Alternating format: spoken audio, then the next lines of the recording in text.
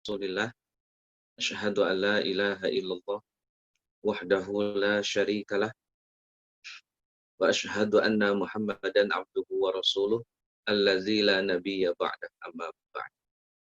Alhamdulillah biidznillah wa biiradatillah bisa bermuajahah, bertatap muka sekalipun melalui media online, berbekal harapan mudah-mudahan Allah Azza wa Jalla senantiasa menjaga kita, melindungi kita, dan mengampuni atas segala salah dan khilaf kita. Salawat dan salam semoga dilimpah curahkan kepada Nabiullah Muhammad Sallallahu Alaihi Wasallam beserta para keluarga, sahabat, dan segenap umat yang senantiasa itba kepadanya ila akhiril hayat nanti. Mudah-mudahan termasuk kita di dalamnya. Teman-teman yang Allah muliakan, Alhamdulillah di malam hari ini kita sampai di pertemuan keempat. Seingat saya yang pertama kita bahas akidah, yang kedua sirah, yang ketiga masuk ranah fikih sebetulnya itu, dan yang keempat tentang kembali ke akidah, cuma lebih ke sub hari kiamatnya. Nah, teman-teman yang Allah muliakan, mungkin sebelum lebih jauh, sepertinya memang pembahasan ini kan jadinya sepotong-sepotong, jadi akidah sepotong, kemudian sejarah juga sepotong, kemudian fikih juga sepotong, kemudian hari kiamat juga ini juga tidak akan selesai sebetulnya, karena kalau mau dibikin tuntas ya agak cukup panjang proses untuk menuntaskan masalah tentang iman kepada hari akhir atau hari kiamat. Jadi sepotong-sepotong. Apakah nanti perlu di satu fokuskan saja, misalkan runut, misalkan mohon maaf, misalkan ini contoh saja, bahas sejarah, tapi sejarahnya runut, begitu dari mulai zaman Nabi Adam sampai ke Nabi Muhammad, tinggal dicari sesuatu yang memang menjadi benang merah antara agama Nabi Adam sampai ke agama Nabi Muhammad Shallallahu Alaihi Wasallam. Itu ya di antara ini saja opsi kemudian di dalam kajian supaya lebih fokus ke dalam satu pembahasan. Tapi ya kembali ke teman-teman.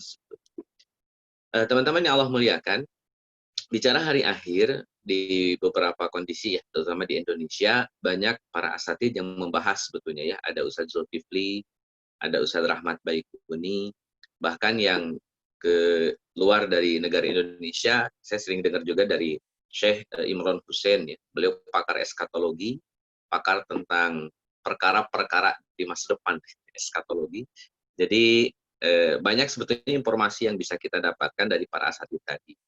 Namun yang ingin saya sampaikan sebagai pijakan di awal adalah bahwa memahami hari kiamat tentu tidak bisa mengandalkan pendekatan secara fenomenologi ya, fenomenologi. Jadi tidak bisa tanda-tanda kiamat itu, hari kiamat itu dikait-kaitan dengan fenomena-fenomena yang ada. Kenapa? Teman-teman yang Allah muliakan, karena bicara hari kiamat, bicara hari akhir, itu kita bicaranya teks Quran dan hadis. Dan bicara teks Quran dan hadis tidak bisa hanya sekedar difahami sebatas pendekatan fenomena. Karena bicara teks Quran dan hadis, kita akan sangat berkaitan dengan Quran, tafsirnya, hadis, syarahnya. Jadi mau tidak mau, literatur itu yang harus kemudian dikaji. Jadi untuk memahami hari akhir, untuk memahami kiamat, maka pendekatan utamanya adalah teks Quran dan teks hadis. Jadi belum ke fenomenologi, belum ke fenomena bintang berekor, fenomena bulan terbelah, fenomena dukhon, itu belum ke situ. Kita masih bicara tentang teks Quran dan teks hadis. Nah, bicara teks Quran itu kan ada tafsir nanti. Maka kajiannya adalah kajian tafsir tentang ayat-ayat yang berkaitan dengan hari kiamat. Bagaimana ayat ini difahami dalam konteks tafsir ketika ayat ini berbicara tentang kiamat. Sama juga dengan hadis. Ketika ada hadis yang berbicara tentang kiamat, maka yang perlu difahami adalah syarahnya.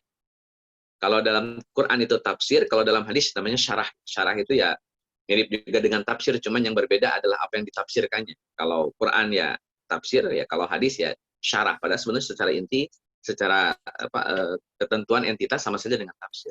Jadi pendekatannya nanti Quran tafsirnya, hadis syarahnya. Maka itulah yang menjadi landasan keyakinan kita, pemahaman kita terhadap hari akhir.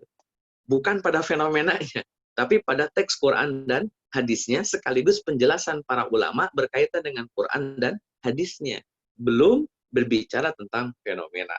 Karena itu poinnya agak berbeda tentunya. Nah, teman-teman yang Allah muliakan, jadi pijakan ini yang harus kemudian saya tekankan bahwa bicara tentang hari akhir, ya kita akan berbicara data, Quran, hadis, dari situ dulu. Dan nanti baru kemudian kita akan bahas tafsir dan juga syarahnya. Nah, baru kemudian di fase yang ketiga, kita akan berbicara tentang fenomena yang muncul, yang sedang dialami oleh umat hari ini.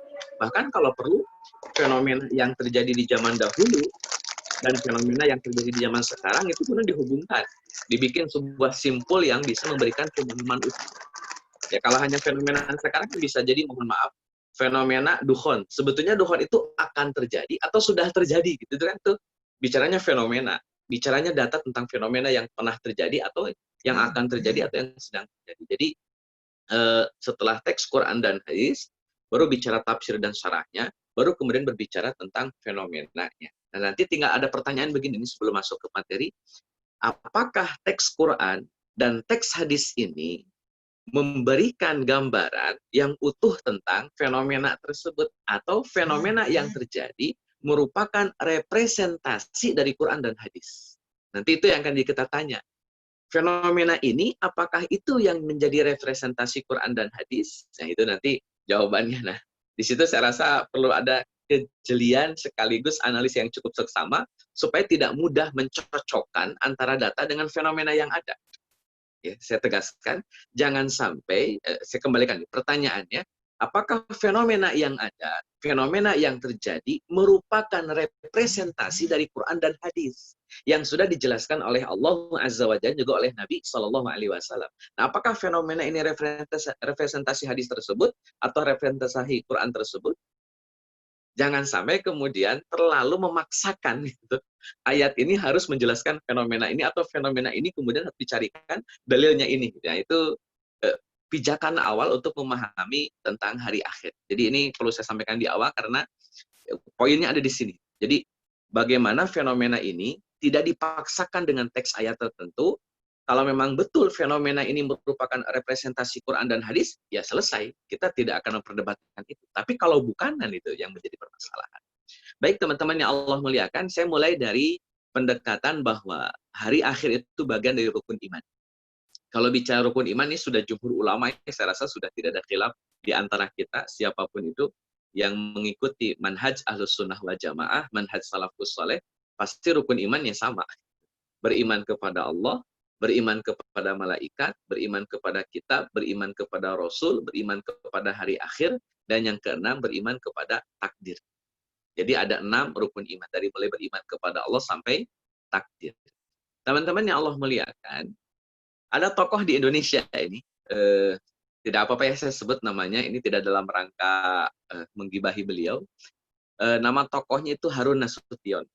Tokohnya itu namanya Harun Nasution. Beliau satu letting dengan Bapak H.M. Rashidi. Sama-sama pernah kuliah di McGill University ya, seingat saya itu. Nanti bisa teman-teman browsing sendirilah tentang Pak Harun Nasution dengan Pak H.M. Rashidi. Nah, teman-teman yang Allah muliakan, Bapak Harun Nasution ini punya pendapat bahwa rukun iman hanya 5. Atau minimal itu yang saya pahami ya. Mudah-mudahan sih saya salah ya sebetulnya. Tapi ketika saya baca tentang teologi Islam, bukunya Pak Harun Nasution, beliau menjelaskan bahwa ya rukun Islam cuma 5, rukun iman cuma 5. Beriman kepada Allah, beriman kepada malaikat, beriman kepada kitab, beriman kepada rasul, beriman kepada hari akhir. Adapun takdir tidak masuk. Dari mana pendekatan dasarnya? Surat An-Nisa ayat 136. Saya bacakan, teman-teman yang Allah muliakan. Wa may yakfur billahi wa malaikatihi wa kutubihi wa rusulihi wal yaumil akhir faqad dhalla dhalalan ba'ida. Kata Allah Azza wa Jalla, barang siapa yang kafir, barang siapa yang menolak, barang siapa yang tidak sependapat, tidak meyakini iman kepada Allah, kepada malaikat, kepada rasul, kitab, kepada rasul, kepada hari akhir, hanya 5 saja kan? Allah, malaikat, kitab, rasul, hari akhir, maka dia berada dalam kesesatan dengan kesesatan yang sangat jauh. Menurut Bapak Harun Nasution, ayat ini tidak menyebutkan takdir. Sehingga menurut beliau, takdir tidak masuk rukun iman. Nah, teman-teman yang Allah muliakan, nanti bisa kita kaji lebih lanjut ya, karena membahas sub takdir itu juga panjang. Itu bisa satu SKS tersendiri ya, untuk membahas tentang ketentuan qada dan qadarnya Allah Azza wa Jalla antara Jabariyah dengan Qadariyah itu nanti cukup panjang lah lebar pembahasannya. Saya singkat saja bahwa rukun iman itu ada 6, walaupun ada sebagian orang yang memahami rukun iman hanya ada 5. Dengan ketentuan takdir dibuang. Kenapa? Karena dalam teks Quran tidak disebutkan tentang keyakinan kepada takdir. Pemahaman tersebut tentu salah. Ya. Pemahaman tersebut tentu salah. Kenapa? Karena jumhur ulama menegaskan rukun iman ya adanya 6. Rukun iman adanya 6, bukan 5 tapi 6.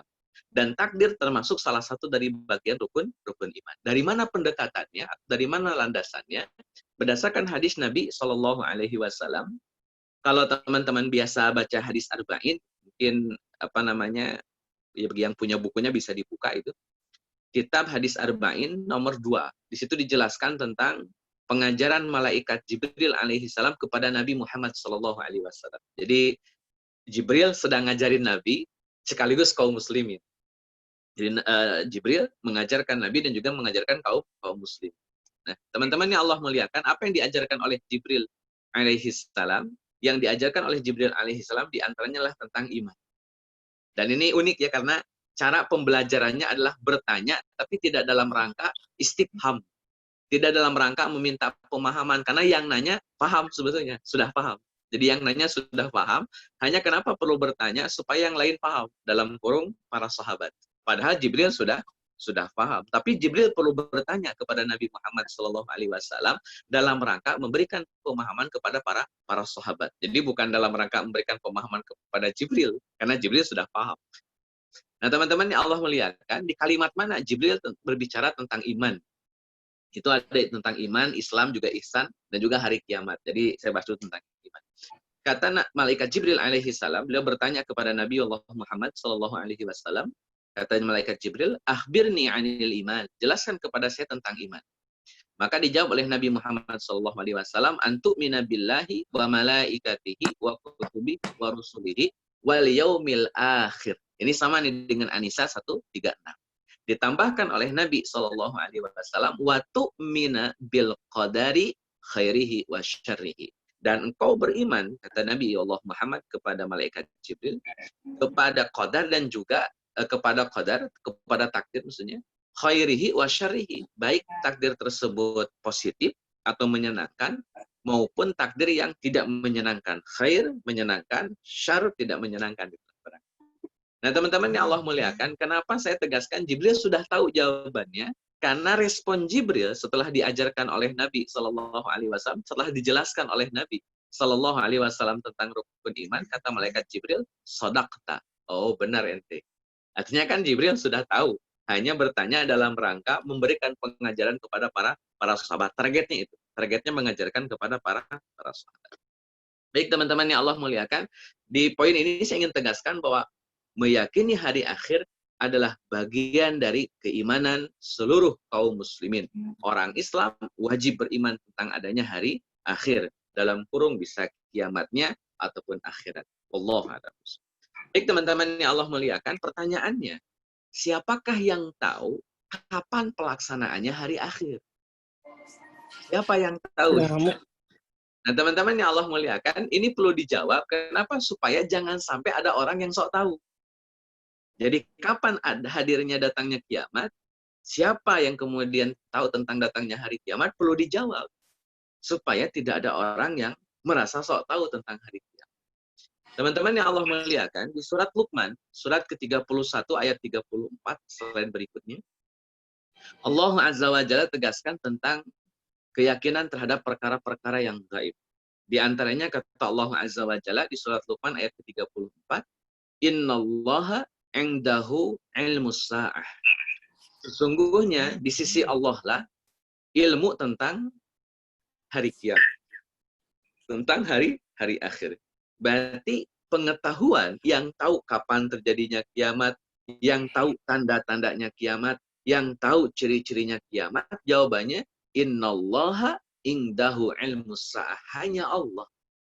Artinya tidak ada yang lain yang tahu. Yang tahu hanya Allah Azza wa Jalla tentang kapan hari kiamat terjadi. Apa tanda-tanda kiamat terjadi. Nah, hadirin ikhwati man rahimakumullah, itu poin pada poin yang kedua ini. Jadi ingin menegaskan bahwa hanya Allah yang tahu. Jadi selain Allah jangan sok tahu. Selain Allah jangan berlagak tahu. Hanya Allah saja yang tahu. Dan ini otoritas Allah Azza wa Jalla. Saya tegaskan ini otoritas Allah Azza wa Jalla. Dan tidak boleh diganggu-gugat informasi pengetahuan tentang kapan hari kiamat. Karena itu hanya hak prerogatif Allah Azza wa Jalla. Nanti teman-teman bisa baca lanjutannya. Jadi tidak hanya hari kiamat. Bahkan dijelaskan di ayat ini. Allah Azza wa Jalla lah yang tahu di mana hujan akan diturunkan. Mungkin misalkan kayak saya tinggal di Pasar Rebo. Mendungnya di Pasar Rebo. Hujannya di Cipayung. Pasar Rebo dengan Cipayung itu beda kecamatan, tetanggaan. Dapil 5, kalau nggak salah Dapil 6. Jadi mendungnya di Pasar Rebo, hujannya di Cipayung. Atau sebaliknya, mendung di Cipayung, hujan di Pasar Rebo. Jadi mendung belum tentu hujan. Karena urusan hujan, urusan Allah. Allah yang ngatur. Mau dipancing pakai garam berapapun, kalau memang Allah tidak takdirkan hujan, ya tidak akan hujan. Itu diantara tambahan informasi tentang pengetahuan di sisi Allah Azza wa Jalla, dan itu menjadi hak prerogatif Allah Azza wa Jalla, diantaranya satu, hari kiamat. Yang kedua, hujan turun di mana. Yang ketiga, apa yang ada dalam rahim para ibu, para ummahat ketika mengandung, yang tahu isi kandungannya ya hanya Allah Azza wa Jalla. Entah akan sehat, entah akan hidup, entah akan cacat, entah akan normal, entah akan jadi laki-laki atau jadi perempuan, itu hanya Allah Azza wa Jalla. Kemudian yang keempat, wa ma tadri nafsun madza taksibu ghadan. Dan hanya Allah saja yang tahu secara hakikatan apa yang akan kita lakukan besok pagi, besok hari. Kita sudah punya schedule untuk besok, tetapi kepastiannya apa yang akan kita lakukan besok hari itu ketentuan Allah.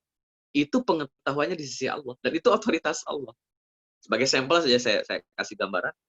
Misalkan saya punya rencana besok mau ke Cianjur misalkan. Dengan suatu asbab, misalkan pas besok ternyata saya jadinya ke Karawang. Padahal tadinya ke Cianjur pengennya, tapi harus ke Karawang. Itu kan bisa jadi saja. Toh itu yang punya otoritas adalah Allah Azza wa Jalla, yang membuat hal apa, yang kejadian apa atau peristiwa apa yang membuat saya tidak jadi ke Cianjur. Rencananya sudah, tapi belum tentu bisa saya lakukan. Kenapa? Urusan besok, urusan Allah Azza wa Jalla. Apa yang akan kita lakukan besok, itu menjadi pengetahuan bagi Allah Azza wa Jalla. Dan terakhir, wa ma tadri nafsun bi ayyi ardin tamut. Dan kita tidak tahu di bumi mana kita ini akan mati. Itu juga hanya Allah Azza wa Jalla tahu. Saya orang Cianjur, lahir di Cianjur, tapi belum tentu mati di Cianjur. Orang Jakarta belum tentu meninggal di Jakarta. Belum tentu meninggalnya di rumah. Belum tentu meninggalnya di masjid. Belum tentu meninggalnya di jalan. Di mana saja meninggalnya, hanya Allah Azza wa Jalla yang tahu. Nah, kembali kepada poin as-sa'ah atau kiamat, dalam banyak tafsir dijelaskan bahwa hanya Allah saja yang tahu pengetahuan atau yang tahu informasi tentang kapan hari kiamat dan apa tanda-tanda kiamat. Allah a'lam. Saya lanjutkan. Hadirin ikhwati man rahimakumullah. Ketika Allah Azza wa Jalla telah menegaskan ilmu tentang kiamat hanyalah milik Allah, maka di poin berikutnya, untuk mempertegas saja, di surat Al-A'raf ayat 187.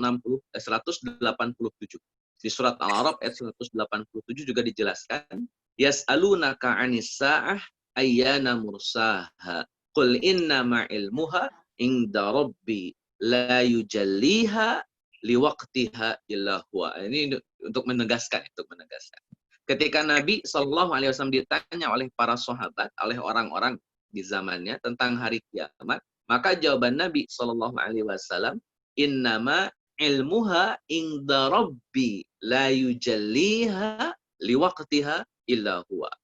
Kata Nabi SAW bahwa urusan kiamat itu ilmunya hanya ada di sisi Rabb saya, di sisi Tuhan saya, di sisi Allah Azza wa Jalla. La yujalliha, Allah tidak menjelaskan. Allah tidak menjelaskan liwaqtiha, waktunya, illa huwa, kecuali hanya Allah yang. Jadi tidak dijelaskan kepada siapapun, tidak ditegaskan kepada siapapun, tidak diinformasikan kepada siapapun. Hatta Nabiullah Muhammad pun tidak tahu kapan hari kiamat. Masya Allah. Padahal beliau adalah Rasul, beliau adalah Nabi, lalu khataman Nabiin. Kaliber seorang Muhammad SAW tidak tahu kapan terjadinya kiamat. Maka di lanjutan hadis yang tadi saya sebutkan, hadis Arba'in nomor 2, ketika malaikat Jibril bertanya, mata sa'ah, maka jawaban Nabi SAW, al-mas'ul anha bi'alama minas sa'il. Mal mas'ul anha bi'alama minas sa'il. Yang ditanya tidak jauh lebih tahu daripada yang nanya. Kesimpulannya bahasa praktisnya, yang nanya sama yang ditanya sama-sama kagak tahu. Jibril saja tidak tahu. Nabi Allah Muhammad tidak tahu. Kenapa? La yujalliha liwaqtiha illa huwa. Dan ini harus menjadi pegangan bahwa urusan kiamat urusan Allah. Jangan menyibukkan memikirkan kapan waktu kiamat, karena itu urusan Allah. Karena menyibukkan memikirkan tentang hari kiamat, menyibukkan memikirkan tentang waktu hari kiamat, pada akhirnya sama seperti kita gini. Saya kasih perbandingan Bapak Ibu Allah. Misalkan saya sibuk memikirkan kapan kiamat sampai dihitung gitu. Endingnya kiamat, oh sekian ratus ribu kemudian, atau sekian ribu kemudian, sekian ribu tahun kemudian, atau sekian ratus tahun kemudian, atau mungkin sekian puluh tahun kemudian, sampai dihitung begitu. Itu sama seperti kita memperhitungkan kapan kita mati. Wallahi Pak, demi Allah, Bapak Ibu yang Allah muliakan, teman-teman yang Allah muliakan, tidak ada manusia di seantero bumi ini yang tahu kapan dia mati. Maka kematian seseorang tidak usah dipikirin. Kapan saya mati? Saya hitung gitu. 60 kah? 70 kah? Rata-rata di kampung saya 60. Kayaknya saya juga bakal mati 60. Sampai dibikin prepare. Kan jadinya tidak penting, Pak. Jadi memperhitungkan kapan kiamat sama saja seperti memperhitungkan kapan kita mati. Ya akhirnya tidak penting. Tidak menjadi hal yang sangat krusial untuk dilakukan. Kenapa? Toh urusan ilmu tentang kiamat, innama ilmuha inda. Ilmu tentang kiamat ada di sisi Allah Azza wa Jalla. La yujalliha liwaqtiha illa huwa. Allah tidak menjelaskan kepada siapapun tentang kapan waktunya, kecuali hanya Allah Azza wa Jalla. Baik hadirin ikhwati man rahimakumullah, itu tentang pengetahuan di sisi Allah Azza wa Jalla. Saya tambahkan satu poin lagi, ini tentang pengetahuan itu mempertegas. Jadi jangan sampai selain Allah merasa tahu tentang hari kiamat. Ini kaliber Jibril saja tidak tahu. Nabiullah Muhammad tidak tahu. Jadi jangan sampai ada orang yang merasa tahu tentang hari kiamat. Hadirin ikhwati man rahimakumullah, ayat berikutnya di surat Al-Ahzab. Di surat Al-Ahzab ayat ke-63, Allah Azza wa Jalla juga tegaskan, cuman ada redaksi yang berbeda ya, walaupun redaksi awalnya sama. Kata Allah Azza wa Jalla menggambarkan tentang dialog Nabi Muhammad dengan orang-orang yang bertanya. Kata Allah Azza wa Jalla dalam surat Al-Ahzab ayat 63, yas'alukan nasu, dan manusia bertanya kepada wahai Muhammad, anis sa'ati, tentang hari kiamat. Qul innama ilmuha indallah. Katakanlah bahwa ilmu tentang hari kiamat adalah di sisi Allah Azza wa Jalla. Wa ma yudrika. Wa ma yudrika. Ini untuk ditegaskan kepada Nabiullah Muhammad sallallahu alaihi wasallam. Wa ma yudrika, dan tahukah kamu la'alla sa'ata takunu qariban. Masya Allah. Kata Allah Azza wa Jalla, wa ma yudrika, tahukah kamu wahai Muhammad, la'alla sa'ata takunu qariban, bahwasanya hari kiamat itu, hari kebangkitan itu, hari hancurnya semesta alam itu qariban, sudah dekat. Di zaman Nabi saja sudah dekat. Itu 1400 tahun yang lalu.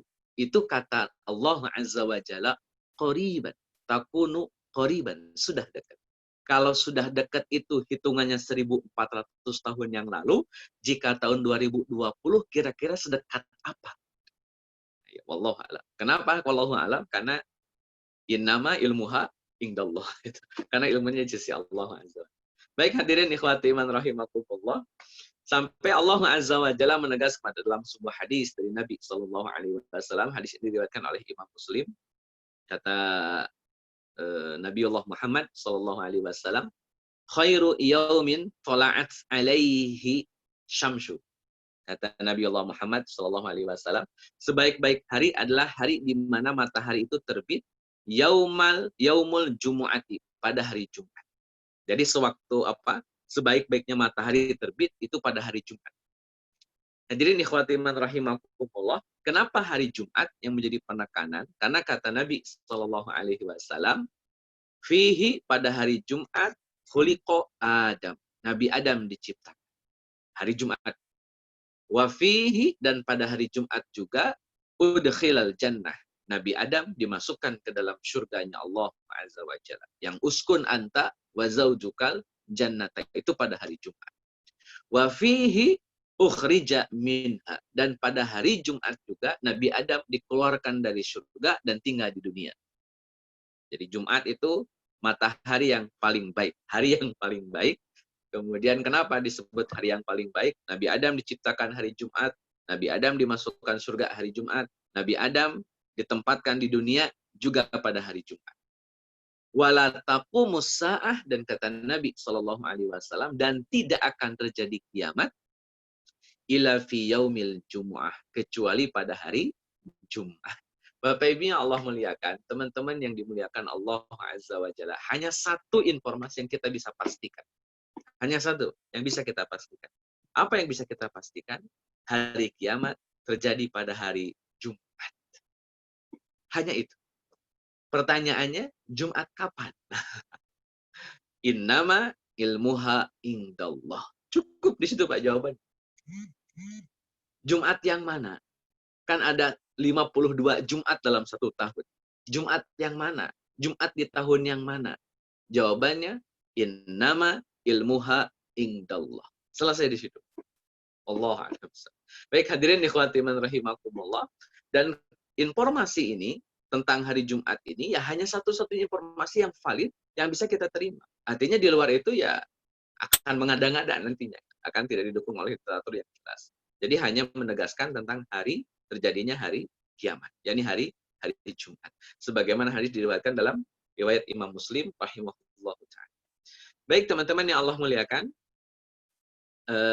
saya perlu tegaskan, jika hanya ilmunya di sisi Allah, hanya satu yang Allah tegaskan, yakni pada hari Jumat, itu saja ya, pada hari Jumat itu saja.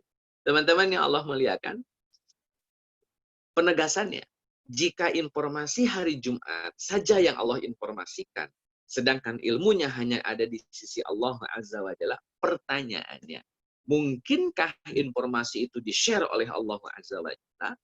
Dijawab. Surat Jin ayat ke-25 sampai 26. Nanti bisa dibuka.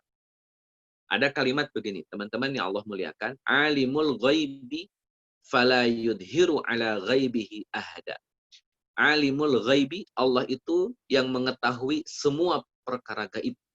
Fala yudhiru, dan Allah tidak akan menampakkan ala ghaibihi, perkara gaibnya, ahadan, kepada seorang. Ini kalimat Quran, ikhwan. Masya Allah. Kata Allah, fala yudhiru ala ghaibihi ahadan. Allah tidak akan menampakkan perkara gaib itu kepada siapapun. Nggak akan. Ada tambahan nih. Ayat 26-nya.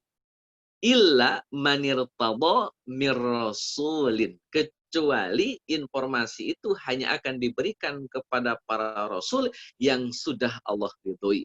Kepada orang-orang yang Allah ridhoi dari kalangan para rasul. Hanya itu perkara gaib yang bisa Allah berikan kepada para rasul. Selain rasul tidak bisa. Maka nanti ini jadi kaidah secara umum. Teman-teman yang Allah muliakan. Jika ada orang yang ngaku-ngaku tahu perkara gaib, dipastikan dia berbohong. Pastikan dia berbohong. Kalau ada orang ngaku-ngaku tahu perkara gaib, itu dipastikan dia berbohong. Kenapa? Karena ada syarat. Kalau toh Allah bisa mau men-sharing tentang perkara gaib, maka orang yang akan Allah pilih adalah mereka yang Allah ridhoi dari kalangan para rasul. Itu pun tidak semua rasul artinya. Hanya orang-orang yang Allah ridhoi dari kalangan rasul, atau bahasa praktisnya, hanya kalangan rasul yang Allah ridhoi saja, yang bisa Allah share tentang perkara gaib itu kapan terjadi. Atau tentang perkara gaib secara umum. Maka orang yang ngaku-ngaku tahu perkara gaib, dipastikan dia. Allah a'lam. Teman-teman yang Allah muliakan, ini tadi yang saya sebutkan di dalam lanjutan hadis ya, ketika malaikat Jibril bertanya, mal mas'ul matas sa'ah, maka jawaban Nabi Allah Muhammad, mal mas'ul anha bi'alama minas sa'il. Orang yang ditanya tentang perkara itu tidak jauh lebih tahu daripada orang yang tanya tentang perkara. Ini menandakan bahwa Nabi Muhammad tidak tahu kapan kiamat, malaikat Jibril pun tidak tahu tentang hari kiamat. Namun, teman-teman yang Allah muliakan, ketika jawaban Nabi Muhammad tidak tahu, maka malaikat Jibril mengganti pertanyaan.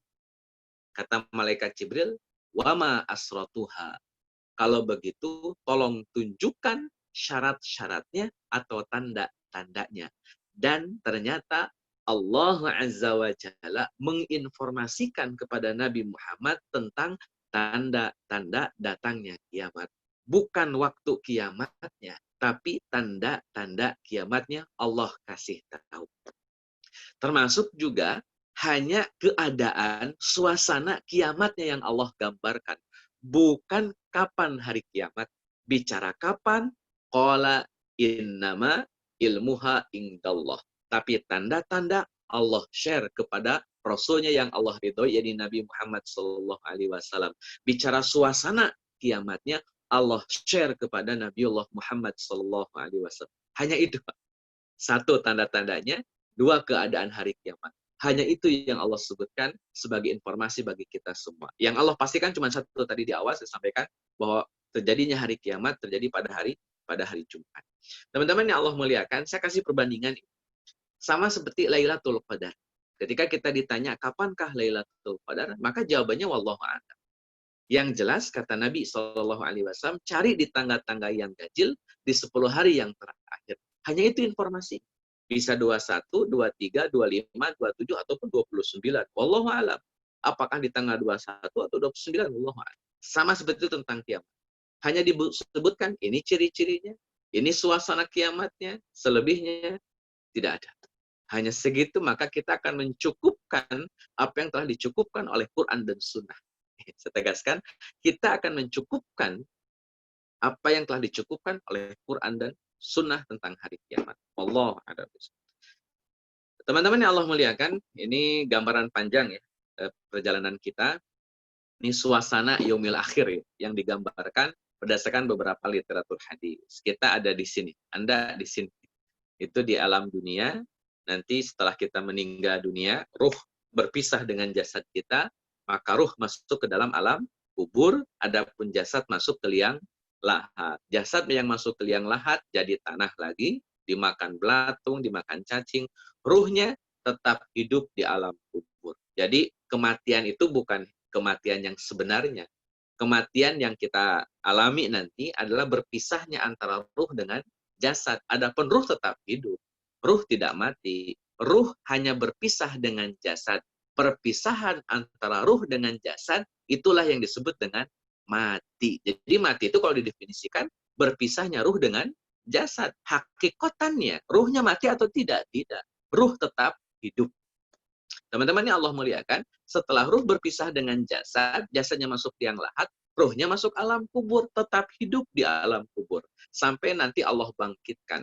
Ada beberapa orang yang di dalam kubur itu diberikan nikmat, dan kenikmatannya sangat luar biasa. Ada yang ditidurkan oleh Allah Azza wa Jalla, seperti tidur dalam waktu semalaman, bahkan dalam hadis yang lain, walaupun oleh sebagian ulama dihukumi hadisnya dhaif, bahwa tidurnya orang yang ada di alam kubur itu seperti tidurnya orang di malam pengantin. Itu digambarkan oleh hadis demikian. Tapi juga ada orang yang mendapatkan azab kubur. Yang dari mulai pagi ditampakkan neraka, sore pun ditampakkan neraka oleh Allah Azza wa Jalla. Itu alam kubur. Dan itu ruh tetap hidup. Setelah ruh ada dalam alam kubur, sampai Allah putuskanlah nanti dengan hari kiamat, hancur lebur seluruh makhluk, hancur lebur seluruh umat manusia dan jin terutama. Setelah itu kemudian Allah bangkitkan kembali. Setelah Allah bangkitkan kembali, nanti prosesnya padang mahsyar. Padang mahsyar itu sebuah padang yang kita dikumpulkan tanpa ada sekat, tanpa ada batasan, dan tanpa berpakaian, dan bahkan tidak berkhitan, tidak menggunakan sendal, telanjang bulat, dan tidak berkhitan. Sampai kata Aisyah radhiyallahu anha, ya Rasulullah, kalau kita bertelanjang nanti, kemudian kita tidak dikhitan, tentunya kita malu dong saling lihat satu sama lain di padang mahsyar nanti. Maka dijawab oleh Nabi Allah Muhammad SAW, wahai Aisyah, urusan yang dahsyat ketika berada di padang mahsyar jauh lebih menakutkan, jauh lebih menegangkan ketimbang melihat auratnya orang. Udah nggak penting aurat. Di sana itu kita sudah masing-masing genting atau masing-masing tegang dengan apa yang akan menjadi nasib kita di akhirat. Jadi baik atau buruknya itu sudah bikin kita panik, boro-boro liatin aurat. Allah a'lam. Itu sebagaimana disebutkan oleh Nabi. Sampai nanti ada Ini urutan ini masih belum bisa dipastikan ini. Urutan ini kan urutan yang apa namanya yang buatan orang lah. Saya tidak bisa pastikan urutan ini karena bisa jadi dalam riwayat yang lain yaumal hisab dulu, yaumal mizan dulu, baru setelah dihisab dan dimizan, ditimbang, baru Allah tentukan syafaat. Setelah syafaat baru nanti dapat kesempatan surga atau neraka. Itu ketentuan dalam beberapa riwayat yang lain. Jadi ini tidak jadi urutan yang pasti karena ini kan buatan orang yang kemudian saya ambil. Jadi saya tidak terlalu sepakat sih dengan rute seperti ini. Tapi intinya perjalanan kita masih panjang dan yaumil akhir itu pasti sebuah kepastian yang akan kita alami. Dan teman-teman yang Allah muliakan, pesan Nabi itu sebetulnya bukan harus memikirkan hari kiamat. Yang Nabi pesankan adalah punya bekal apa ketika menghadapi kiamat. Jadi poin pentingnya bukan pada kapan kiamat, tapi lebih pada penekanan apa yang sudah kita siapkan sebagai bekal menghadapi yang Allah. Baik teman-teman yang Allah muliakan, saya simpulkan dulu ini. Jadi hari kiamat itu pasti dan ilmunya hanya ada di sisi Allah Azza wa Jalla. Tidak ada satupun makhluk yang mengetahui kapan hari kiamat akan terjadi. Ini finish ya. Hanya tanda-tanda kiamat saja yang bisa dijelaskan oleh Nabi Shallallahu Alaihi Wasallam dan hari terjadinya kiamat. Jadi suasana terjadinya hari kiamat itu yang bisa dijelaskan oleh Nabi Shallallahu Alaihi Wasallam. Dan terakhir, meyakini adanya tanda-tanda kiamat hukumnya wajib. Meyakini adanya tanda-tanda kiamat hukumnya wajib. Itu juga ijma para ulama. Pokoknya tanda-tanda kiamat wajib diimani. Tinggal nanti masalahnya adalah apakah fenomena ini merupakan representasi dari hadis yang menegaskan tentang tanda-tanda kiamat. Nah itu pembahasannya jauh lebih lanjut tentunya. Baik teman-teman yang Allah muliakan, sebelum saya lanjut saya ingin tegaskan dulu. Jadi yang Nabi tegaskan itu bukan kapan hari kiamat, tetapi apa yang disiapkan untuk menghadapi hari kiamat. Ada sebuah hadis Nabi Shallallahu Alaihi Wasallam, seorang sahabat. Hadis ini diriwayatkan oleh sahabat Anas bin Malik dan diriwayatkan oleh Imam Bukhari juga Imam Muslim rahimahullahu taala. Dari Anas bin Malik, Nabi Shallallahu Alaihi Wasallam bersabda, ketika datang seorang pemuda itu di hadapan Anas bin Malik. Pemuda ini kemudian bertanya kepada Nabi Shallallahu Alaihi Wasallam, ya Rasulullah, mata sa'ah. Wahai Rasul, kapan kiamat itu akan terjadi? Teman-teman yang Allah muliakan, maka jawaban Nabi Shallallahu Alaihi Wasallam itu bukan jawaban yang diharapkan, tapi balik dengan pertanyaan. Kata Nabi Shallallahu Alaihi Wasallam, apa yang sudah kamu siapkan untuk menghadapi kiamat? Dan saya rasa itu jawaban yang akan Nabi berikan kepada kita semua. Kalau kita nanya kepada Nabi tentang kapan hari kiamat, maka jawaban Nabi, emang udah nyiapin apa sih ngadepin kiamat gitulah barang. Teman-teman yang Allah muliakan, maka sahabat yang ditanya oleh Nabi langsung berpikir, apa yang sudah saya siapkan untuk menghadapi kiamat? Maka kata sahabat ini dengan tegas beliau bilang, ya Rasulullah, saya cuma punya modal satu. Cinta sama Allah dan cinta sama Rasul. Hanya itu modal saya, hanya itu bekal saya. Mahabbatullah wa mahabbatun Nabi Sallallahu Alaihi Wasallam. Hanya itu modalnya. Hanya itu modalnya. Teman-teman yang Allah muliakan, maka jawaban Nabi Sallallahu Alaihi Wasallam dalam redaksi Imam Muslim ini, anta ma'aman ahbabta. Engkau akan bersama orang yang engkau cintai. Dan itu sudah mencukupi sebagai bekal menuju hari akhirat. Kecintaan dari Allah dan Rasul. Jadi teman-teman yang Allah muliakan, jadi jangan sampai salah fokus ya. Bukan gagal fokus ini, jangan sampai salah fokus. Jadi fokusnya bukan pada kapan hari kiamat, fokusnya bukan pada menghubung-hubungkan fenomena dengan Quran dan hadis, bukan di situ letak kesibukan kita nanti. Beriman kepada hari akhir, kita akan disibukkan tentang sesuatu yang lebih penting dari memikirkan fenomena yang ada. Apa itu? Mempersiapkan bekal untuk menghadapi hari kiamat. Teman-teman yang Allah muliakan, tapi karena pembahasannya ada tanda-tanda, tetap saya jelaskan juga tentang tanda-tanda kiamat. Jadi tidak sampai tidak saya jelaskan. Teman-teman yang Allah muliakan, di antara tanda-tanda kiamat itu ada yang disebutkan dalam beberapa hadis 10 tanda-tanda kiamat yang besar, tanda-tanda kiamat yang besar. Nanti kan kita bisa cerna begini teman-teman yang Allah muliakan. Ada tanda-tanda kiamat yang sifatnya itu kecil. Tanda-tanda kiamatnya kecil, kayak misalkan banyaknya pembunuhan, banyaknya kemaksiatan itu di antara tanda-tanda kiamat yang skupnya kecil. Terjadi huru-hara. Tapi ada fenomena yang dahsyat, sesuatu yang sangat dahsyat, dan itu menjadi tanda-tanda kiamat juga. Makanya oleh para ulama, tanda-tanda kiamat dibagi dua. Ada yang kecil, ada yang besar. Nah, saya tidak akan fokus pada tanda-tanda kiamat yang kecil karena terlalu banyak. Gitu. Jadi, satu kitab, dua kitab bisa baru selesai. Jadi, saya ingin fokus pada tanda-tanda kiamat yang sifatnya besar, yang besar-besar. Yang memang ini menjadi fenomena yang sangat sangat pasti akan terjadi di di saat kita mendekati akhir zaman. Baik, teman-teman yang Allah muliakan, kata Nabi Shallallahu Alaihi Wasallam, hadis ini sahih, riwayat Imam Muslim, dijelaskan oleh Nabi Shallallahu Alaihi Wasallam, inna sa'ah, sesungguhnya hari kiamat, la takunu hatta takuna asru ayatin. Tidak akan terjadi hari kiamat kecuali setelah munculnya asyru ayatin, 10 tanda-tandanya. Jadi kiamat baru terjadi kalau 10 tanda ini sudah muncul. Kalau 10 tanda ini sudah muncul, end game. End earth. Hancurnya dunia. Teman-teman yang Allah muliakan, apa saja 10 tanda-tanda kiamat tersebut? Yang pertama, dijelaskan, ini saya sebutkan sesuai urutan hadisnya, bukan sesuai urutan peristiwanya. Karena kalau urutan hadis ya sebagaimana yang ada dalam layar, tapi kalau urutan peristiwa itu wallahu a'lam. Karena para ulama khilaf. Saya tegaskan, para ulama berbeda pendapat ketika berbicara urutan peristiwa. Urutan peristiwa itu para ulama berbeda pendapat. Apakah Dukhon dulu, baru Imam Mahdi dulu, baru Dukhon, itu sudah banyak perbedaan pendapat. Jadi, saya hanya mengurutkan sebagaimana yang tersurat di dalam hadis saja. Kepastiannya seperti apa? Wallahu a'lam.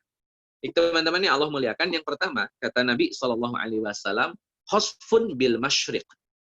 Jadi tanda kiamat yang disebutkan yang pertama oleh Nabi SAW adalah penenggelaman di timur. Khosaf itu ditenggelamkan. Detailnya, wallahu a'lam, ditenggelamkan seperti itu. Yang kedua, khosfun bil maghrib. Penenggelaman di barat. Yang ketiga, wa khosfun bizaziratil Arab. Yang ketiga, penenggelaman di jazirah Arab. Jadi timur, barat, baru jazirah Arab. Kemudian yang keempat, Dukhan. Kemudian yang kelima, Dajjal. Kemudian yang keenam, Dabatul Ard. Dabatul Ard itu ada binatang melata yang akan berbicara tentang manusia dan kemudian berbicara tentang hari kiamat. Dabatul Ard. Nanti hakikatnya seperti apa? Sementara ini saya jawab wallahu a'lam. Yang ketujuh, Ya'juj dan Ma'juj.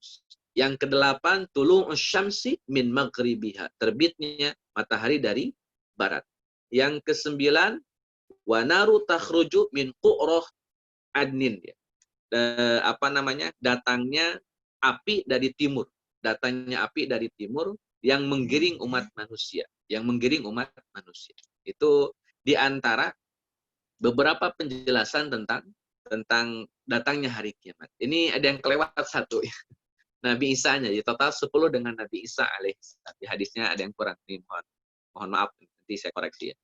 Jadi total 10 itu dengan Nabi Isa alaihissalam. Dajjal, Dukhon, Dajjal, Isa alaihissalam, Yajuj Majuj, Tulu'in Syamsi, dan seterusnya. Itu di antara beberapa riwayat tentang datangnya hari kiamat. 10 yang tadi disebutkan, itu tidak lantas peristiwanya harus berurut ya tadi. Di mana Dukhon dulu baru Dajjal. Itu urutan ini tidak menjadi urutan peristiwa, tapi urutan penyebutan. Nabi hanya mengurut penyebutannya seperti itu. Apakah urutan penyebutan ini sama dengan urutan peristiwa? Allahu a'lam. Tidak bisa dipastikan. Allahu a'lam. Baik teman-teman yang Allah muliakan, Nabi Shallallahu Alaihi Wasallam dalam riwayat yang lain tidak menyebutkan 10. Dalam riwayat yang lain menyebutkannya hanya 6. Kata Nabi Shallallahu Alaihi Wasallam, badiru bil a'mali sittan. Bersegeralah kalian sebelum datangnya 6 tanda-tanda kiamat. Jadi ini khilaf dalam periwayatan. Padahal kalau dicek periwayatannya itu masih dari kitab Imam Muslim. Teman-teman yang Allah muliakan, jadi Imam Muslim meriwayatkan hadis tentang 10 tanda-tanda kiamat. Di lain riwayat menyebutkan 6 tanda-tanda kiamat besar. Di antaranya tulu asyamsi, terbitnya matahari, min maghribiha, dari barat. Dukhon, kemudian Dukhon, Dajjal, Dabatul Ard tadi, binatang melata yang dari perut bumi atau dari bumi. kemudian kematian, sesuatu yang sifatnya kematian secara khusus, yakni banyaknya kematian, dan yang keenam baru kematian secara umum, di mana manusia nanti banyak yang mati secara massal. Kalau tadi kan khosota ahadikum, mati banyak kematian, tapi di beberapa tempat. Di beberapa tempat. Nah, nanti sampai pada puncaknya kematian secara massal. Dalam riwayat yang lain, akan ada asap dari timur, disebutkan dari Yaman, di antara riwayatnya, data angin dari Yaman, kemudian dihirup, yang menghirup angin itu mati. Sehingga kematian itu masif terjadi di seluruh dunia. Dan yang meninggal dipastikan beriman. Yang tidak meninggal dipastikan tidak beriman. Dan orang-orang yang tidak beriman, artinya yang tidak meninggal dengan angin dari Yaman ini, merekalah yang akan mengalami kiamat, dan merekalah seburuk-buruk manusia. Jadi kita tetap beruntung, teman-teman yang Allah muliakan sebagai muslim, orang Islam tidak akan mengalami dahsyatnya kiamat. Kenapa? Karena sebelum terjadinya kiamat, yang beriman akan diwafatkan oleh Allah Azza wa Jalla dengan kewafatan yang sifatnya masif. Di seluruh dunia, semuanya meninggal. Hanya orang-orang beriman saja. Saat itulah kematian menjadi perkara yang sangat diharapkan. Jadi kalau nggak mati, misalkan ngirup, wah nggak mati. Wah, itu beresiko ya. Karena akan mengalami kiamat. Wallahu a'lam. Jadi dalam riwayat yang lain Nabi menyebutkan tanda-tanda kiamat itu satu ada 6. Tadi disebutkan dari mulai tulu'us syamsi sampai amah, kematian yang sifatnya masif dan menyeluruh. Teman-teman yang Allah muliakan, dengan adanya riwayat 10, 6, bahkan riwayat lain ada yang menyebutkan 5, dalam riwayat ini ada yang menyebutkan 4, begitu, dan banyak riwayat-riwayat yang lainnya, teman-teman yang Allah muliakan, maka para ulama memberikan penjelasan, terutama kaitan dengan urutan-urutan yang akan terjadi ketika terjadinya kiamat. Teman-teman yang Allah muliakan, kata para ulama ini, disampaikan juga dalam hadis riwayat Imam Muslim, nantinya ditegaskan, kata Nabi SAW dulu, saya sebutkan dulu hadisnya, inna awalal ayati khurujan.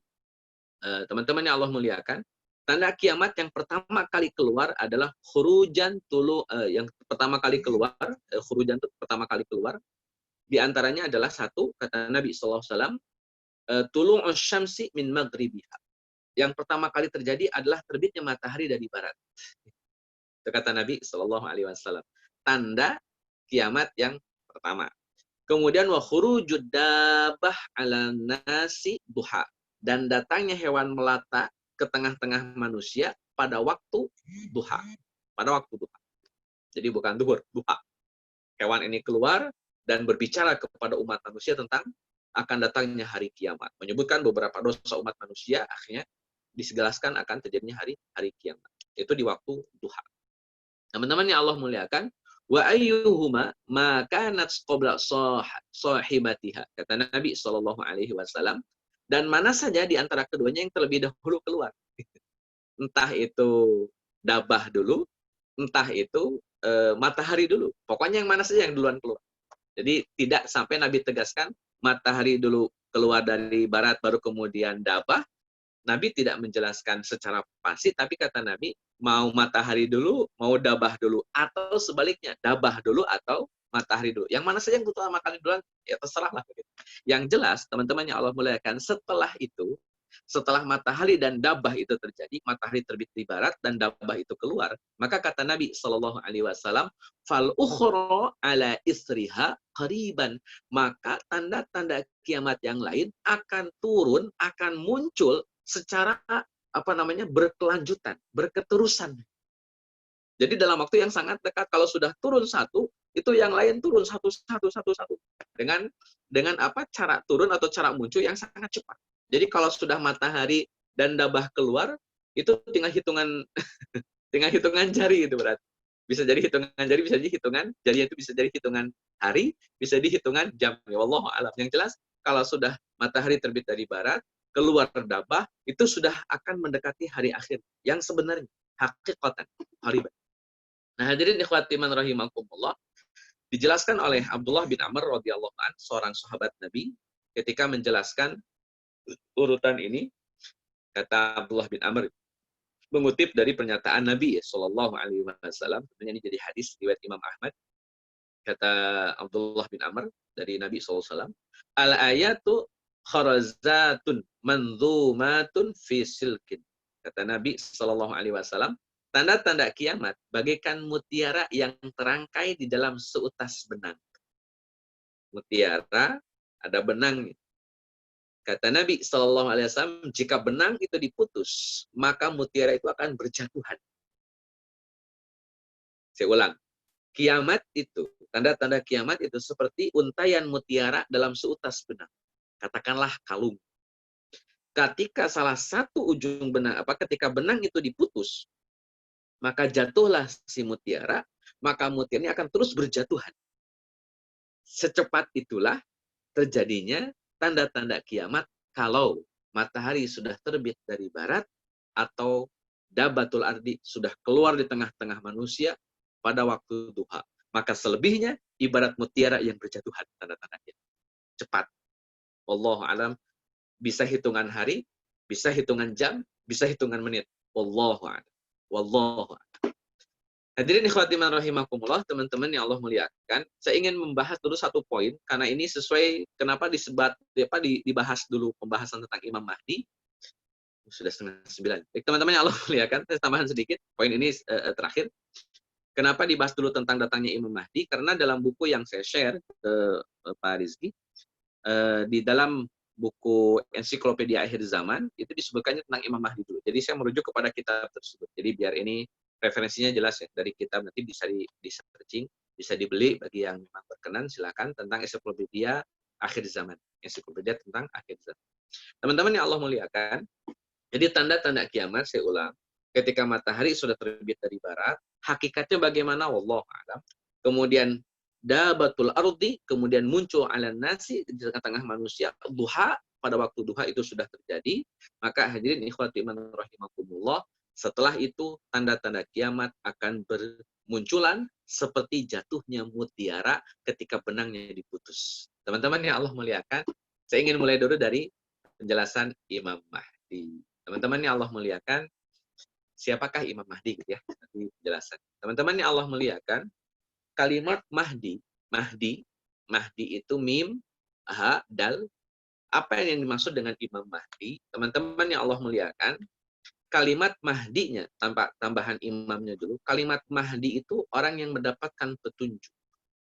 Orang yang mendapatkan hidayah. Mahdi, mim, ha, dan dal itu bimana hidayah. Jadi orang-orang yang berhak mendapatkan hidayah Mahdi. Maka disebut Imam Mahdi, berarti imam yang senantiasa mendapatkan bimbingan dan tuntunan. Jadi imam ini harus terbimbing dan harus dituntun oleh Allah Azza wa Jalla. Kalau tidak terbimbing oleh Allah, ya bukan Imam Mahdi namanya. Namanya juga tidak dibimbing, jauh dari kebenaran nanti. Dari mana kemudian memahami kalimat Mahdi ini sebagai orang yang mendapatkan petunjuk? Dari hadis Nabi Shallallahu Alaihi Wasallam. Hadis ini diriwayatkan oleh Imam Ad-Darimi. Ini juga ada dalam hadis Arba'in. Saya lupa nomornya itu. Dijelaskan oleh Nabi Shallallahu Alaihi Wasallam, "Fa'alaikum bisunnati", maka wajib atas kalian memegang teguh sunnah saya, kata Nabi, wa sunnatil khulafa'ir rasyidin al-mahdiyyin, dan juga kalian wajib mengikuti sunnahnya khulafa'ur rasyidin.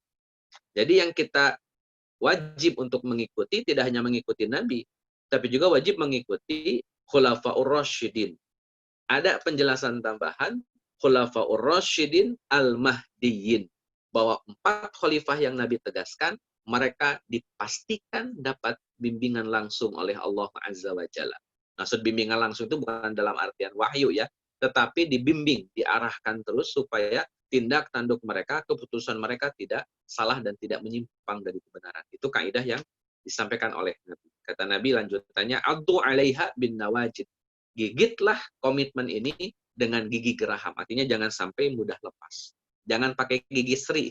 Karena kalau dipakai gigi seri, gampang copot. Harus pakai gigi geraham. Saking kuatnya, saking berpegang teguhnya kita terhadap komitmen ini. Berpegang teguh pada Nabi dan juga kepada khulafaur rasyidin.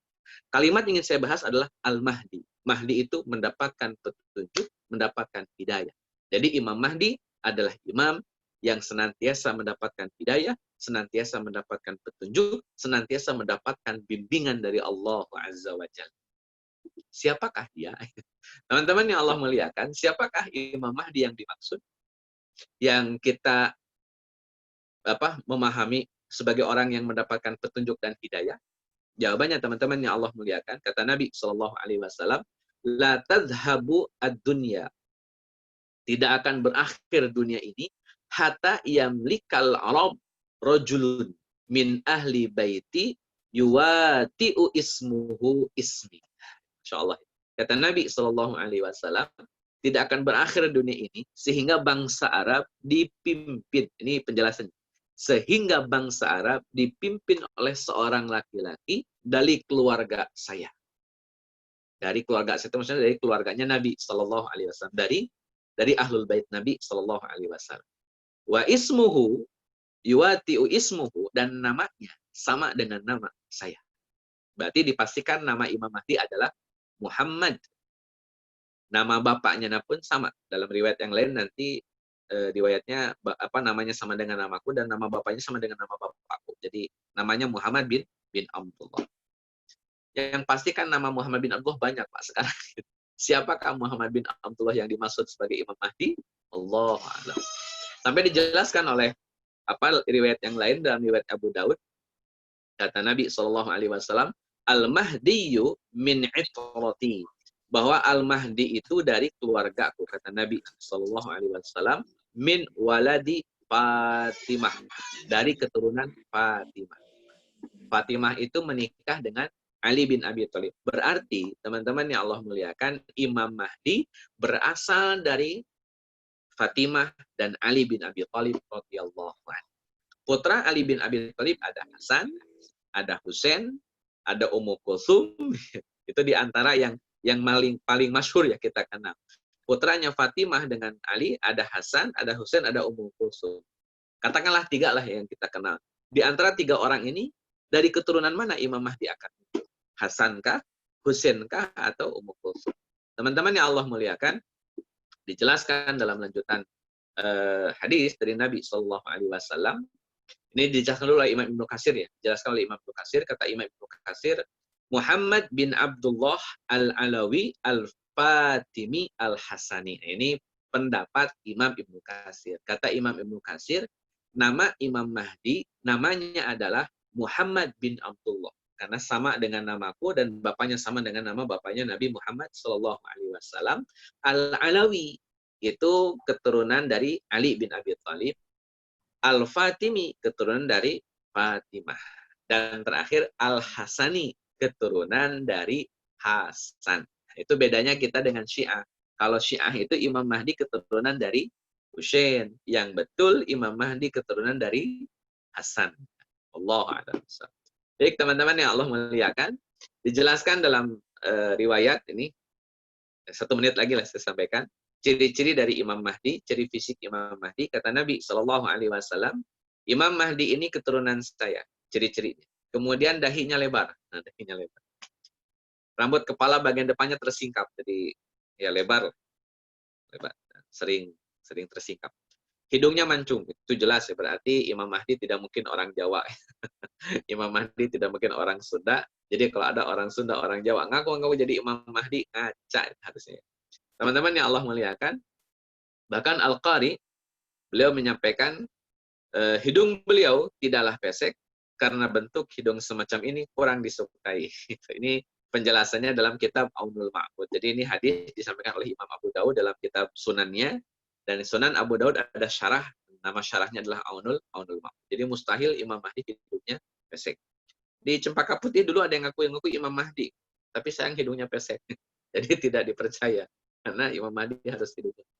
Allah a'lam. Baik teman-teman yang Allah muliakan, ini saya simpulkan saja dari kitab yang saya baca. Jadi ciri-ciri fisik Imam Mahdi, ini hadisnya cukup banyak, jadi saya simpulkan saja. Keningnya lebar, hidungnya mancung, alisnya tipis, keduanya tidak terpisah ya. Dalam satu riwayat keduanya tidak terpisah, berarti nyambung, tapi dalam riwayat yang lain keduanya terpisah malah. Wallahu a'lam. Bola matanya hitam dan besar, gigi depannya putih bersih, pipi kanannya ada tai lalat hitam. Pastinya seperti apa? Wallahu a'lam. Jenggotnya tebal, pundaknya memiliki tanda seperti tanda kenabian. Nabi itu punya tanda kenabian di antara 2 belikat, tanda warna hitam dan berbulu, kayak tompel tapi adanya di pundak, itu tanda kenabian Nabi Muhammad SAW. Kalau ini Imam Mahdi tandanya sama tapi di pundak. Nah, pundak kiri atau kanan, wallahu a'lam. Kedua, pahanya kurus, dijelaskan sampai sedetail itu para ulama. Kulitnya seperti umumnya kulit orang Arab. Berarti Imam Mahdi pastinya adalah orang Arab, Jazirah Arab. Badannya seperti badan Bani Israel. Ini apa, kalau ukuran tubuh seperti orang-orang Bani Israel. Ya wallahu a'lam pastinya seperti apa. Nah, teman-teman yang Allah muliakan, ini saya rasa tidak bisa saya lanjutkan. Nanti silakan saja dibaca secara teks ya materinya. Tapi yang jelas Imam Mahdi muncul ketika dunia sudah sangat banyak kedoliman. Kemudian setelah banyak kedoliman, maka Imam Mahdi diutus oleh Allah Azza wa Jalla untuk menyelesaikan kedoliman-kedoliman yang ada di muka bumi ini. Nanti Imam Mahdi berhadapan dengan Dajjal. Imam Mahdi tidak mampu menghadapi Dajjal, maka Allah utuslah Nabi Isa alaihissalam untuk membunuh dan mengeksekusi Dajjal. Saya rasa itu mungkin sekilas tentang tanda-tanda hari kiamat yang bisa saya sampaikan. Satu, kehadiran Imam Mahdi. Wallahu a'lam bishawab. Itu pun tidak detail, saya rasa di lain kesempatan barangkali. Kembali kepada host, monggo silakan. Jazakumullah khairan Ustadz atas penjelasannya. Bagi rekan-rekan yang mau bertanya, silakan langsung saja ke Ustadznya, silakan. Assalamualaikum Ustaz. Waalaikumsalam warahmatullahi wabarakatuh. Mangga. Apa kabar Ustaz? Alhamdulillah khair. Insyaallah. Ya Ustaz, ya Aldo, Ustaz mau bertanya mengenai ya fenomena akhir zaman Ustaz ya.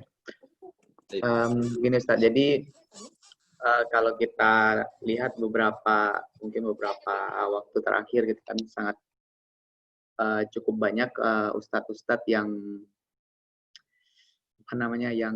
menjelaskan tentang tanda-tanda akhir zaman itu akan semakin dekat gitu ya, bahasanya seperti itu.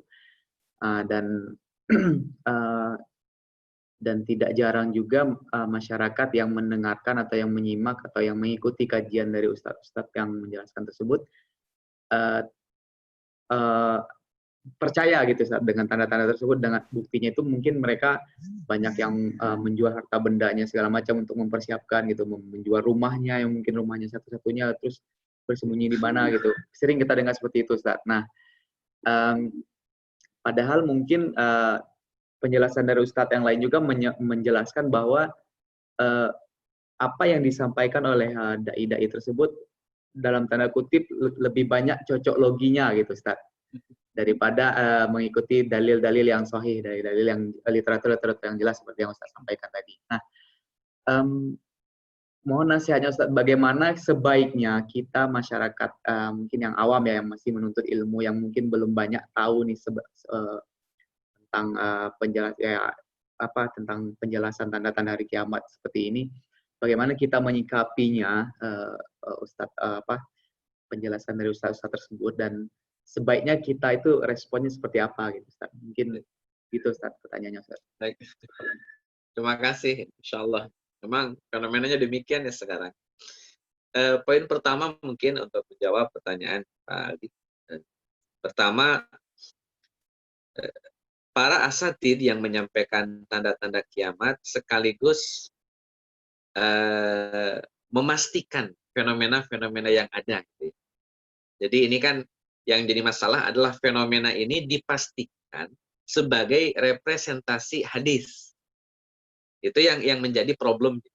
Jadi saya garis bawahi dulu, para asatid yang menyampaikan tentang tanda-tanda kiamat di belakangan akhir-akhir ini, itu memastikan fenomena ini dengan representasi hadis. Jadi hadisnya begini, pasti begini. Pasti begini. Walaupun aset-aset tadi juga tidak menyebutkan kapan waktunya ya. Walaupun ada juga yang terlalu terlalu berlebihan menyebutkan waktu, ada juga yang tidak menyebutkan waktu tetapi memastikan tandanya seperti ini. Ayat ini atau hadis ini fenomenanya pasti begini. Nah, bicara kapannya, wallahu a'lam, itu biasa beberapa aset. Ada juga yang, nih bulan Ramadan terjadi nih, atau bulan apa terjadi nih. Gitu. Ya, itu kan terjadi fenomena. Jadi poinnya adalah yang jadi kita garis bawahi, memastikan fenomena sebagai representasi dari Quran dan hadis. Nah, poin ini memang seharusnya tidak dilakukan. Saya tegaskan, seharusnya tidak dilakukan. Kenapa? Karena memastikan fenomena sebagai representasi Quran dan hadis itu membutuhkan analisa yang sangat mendalam. Sebagai contoh saja perbandingan. Di zaman Abdullah bin Abbas, itu bintang berekor sudah ada. Dan itu dilihat oleh Abdullah bin Abbas. Sampai kata Abdullah bin Abbas langsung teringat dengan hadis Nabi bahwa kiamat akan terjadi setelah datangnya bintang berekor. Mungkin istilahnya kayak komet gitu ya, komet bintang berekor. Ketika komet dilihat oleh Abdullah bin Abbas, oh ini tanda kiamat yang Nabi sebutkan.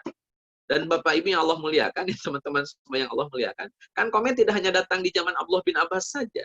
Sampai hari ini juga masih ada komet. Gitu. Sampai hari ini pun masih ada bintang berekor. Terus fenomena yang menjadi tanda ciri datangnya kiamat dengan bintang berekor itu bintang berekor yang mana? Kan itu yang kemudian harus dianalisa lebih jauh. Begitu. Makanya para ulama yang bijak terutama, beliau menahan diri untuk memastikan fenomena yang ada dengan memastikan fenomena yang ada sebagai representasi Quran dan hadis itu ditahan. Tidak sampai kemudian dipastikan, ditahan saja. Jawabannya wallahu alam kembali karena ilmu itu semuanya kembali kepada Allah Azza. Itu harusnya demikian. Nah, adapun saya komentari baru mensikapi para asatidz yang terlalu berlebihan memastikan ini, mungkin niat awalnya baik ya. Mungkin niat awalnya baik untuk yang tadinya masih maksiat segera tobat ya. Yang tadinya yang hedon segera tobat. Mungkin kan maksudnya itu ya. Tujuannya itu kan yang dicapai oleh para asatidz. Tetapi tujuan yang benar kan juga harus ditunjang oleh cara yang benar. Jangan sampai tujuan benar tapi caranya malah tidak benar atau mungkin kurang benar. Jadi saya rasa poin yang harus digarisbawahi adalah tujuan yang bagus, tujuan yang benar itu harus ditunjang dengan cara yang benar juga. Ingin buat orang tobat, ingin buat orang sadar, ingin menjadikan orang-orang itu kemudian menjadi muslim yang sebenarnya. Bagus, itu tujuan yang hakiki. Tujuan yang sebenarnya memang demikian. Tetapi caranya jangan nakut-nakutin orang dengan hal-hal yang belum pasti. Itu tuh poinnya. Jadi cara yang benar pasti ada, wajib ada untuk mencapai tujuan yang benar. Karena tujuan yang benar, caranya salah tetap tidak akan sampai pada nilai kebenaran yang diharapkan. Pasti ada something wrong nanti di dalam. Terlebih lagi mungkin sampai ada efek jual tanah, jual rumah, jual harta, karena kekhawatiran yang berlebihan, akhirnya kan jadi tidak produktif. Itu jadi tidak produktif. Kekhawatiran yang berlebihan itu jadi tidak produktif. Sampai jual apa kan tidak produktif. Ini juga saya alami ya, jadi maksudnya bukan saya alami. Ya, teman saya itu cerita ke saya, sampai dia jual tanah dan rumah di Jakarta, pindah ke pegunungan. Saya tanya, kenapa memilih pegunungan? Ya karena pegunungan tempat yang aman untuk terhindar dari tanda-tanda akhir zaman. Itu keyakinannya demikian. Akhirnya ya dari kerjaannya itu berangkat dari gunung ke kantor, kantornya masih di Jakarta, balik lagi ke gunung gitu. Dan ada teman-teman yang lain yang sudah berkunjung dan beneran gunung. Masya Allah. Jadi saya rasa sampai pada titik berlebihan begitu tidak dianjurkan. Saya tegaskan kembali, tadi poin di awal saya sudah sampaikan, yang Nabi anjurkan, sekali lagi, yang Nabi anjurkan bukan nyari pegunungan, bukan jual harta, bukan jual ini, jual itu. Nabi tidak menganjurkan itu. Yang Nabi anjurkan, bekal apa yang sudah kita punya untuk menghadapi kiamat. Demi Allah, teman-teman yang Allah muliakan, kalau sudah punya bekal, imannya sudah jadi bekal, Islamnya sudah jadi bekal, mau kiamat kapanpun, no problem. No problem. Toh sudah punya bekal.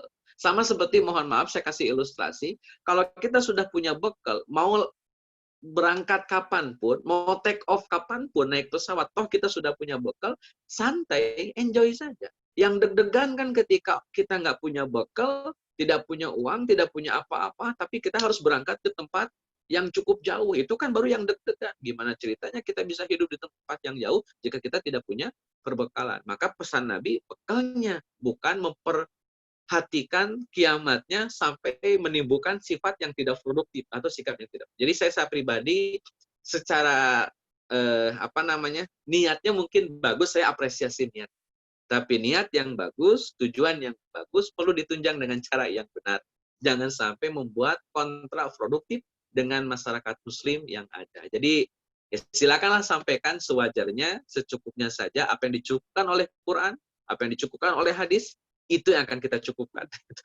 Jangan ditambah, jangan dikurangi. Memang kan kalau cerita, kalau nggak heboh, nggak menarik nanti. Kalau nggak heboh, menarik. Jadi kalau heboh kan baru menarik. Kalau nggak heboh, ya gini doang.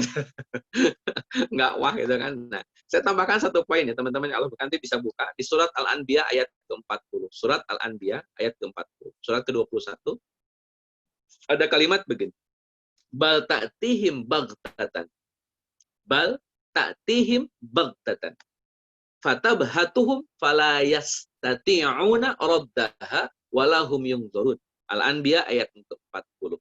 Kata Allah Azza wa Jalla, bal ta'tihim baghtatan. Sebenarnya hari kiamat itu akan datang kepada mereka baghtatan, tiba-tiba. Kiamat sudah ada tanda-tanda, tapi kejadian kiamatnya baghtatan, tiba-tiba. Artinya, orang yang mengalami kiamat, dia tidak punya prediksi bahwa besoknya adalah kiamat. Baghtatan. Kemudian kata Allah Azza wa Jalla, fatabhatuhum fala yastati'una raddaha. Kemudian mereka panik. Mereka panik. Karena tiba-tiba panik begitu.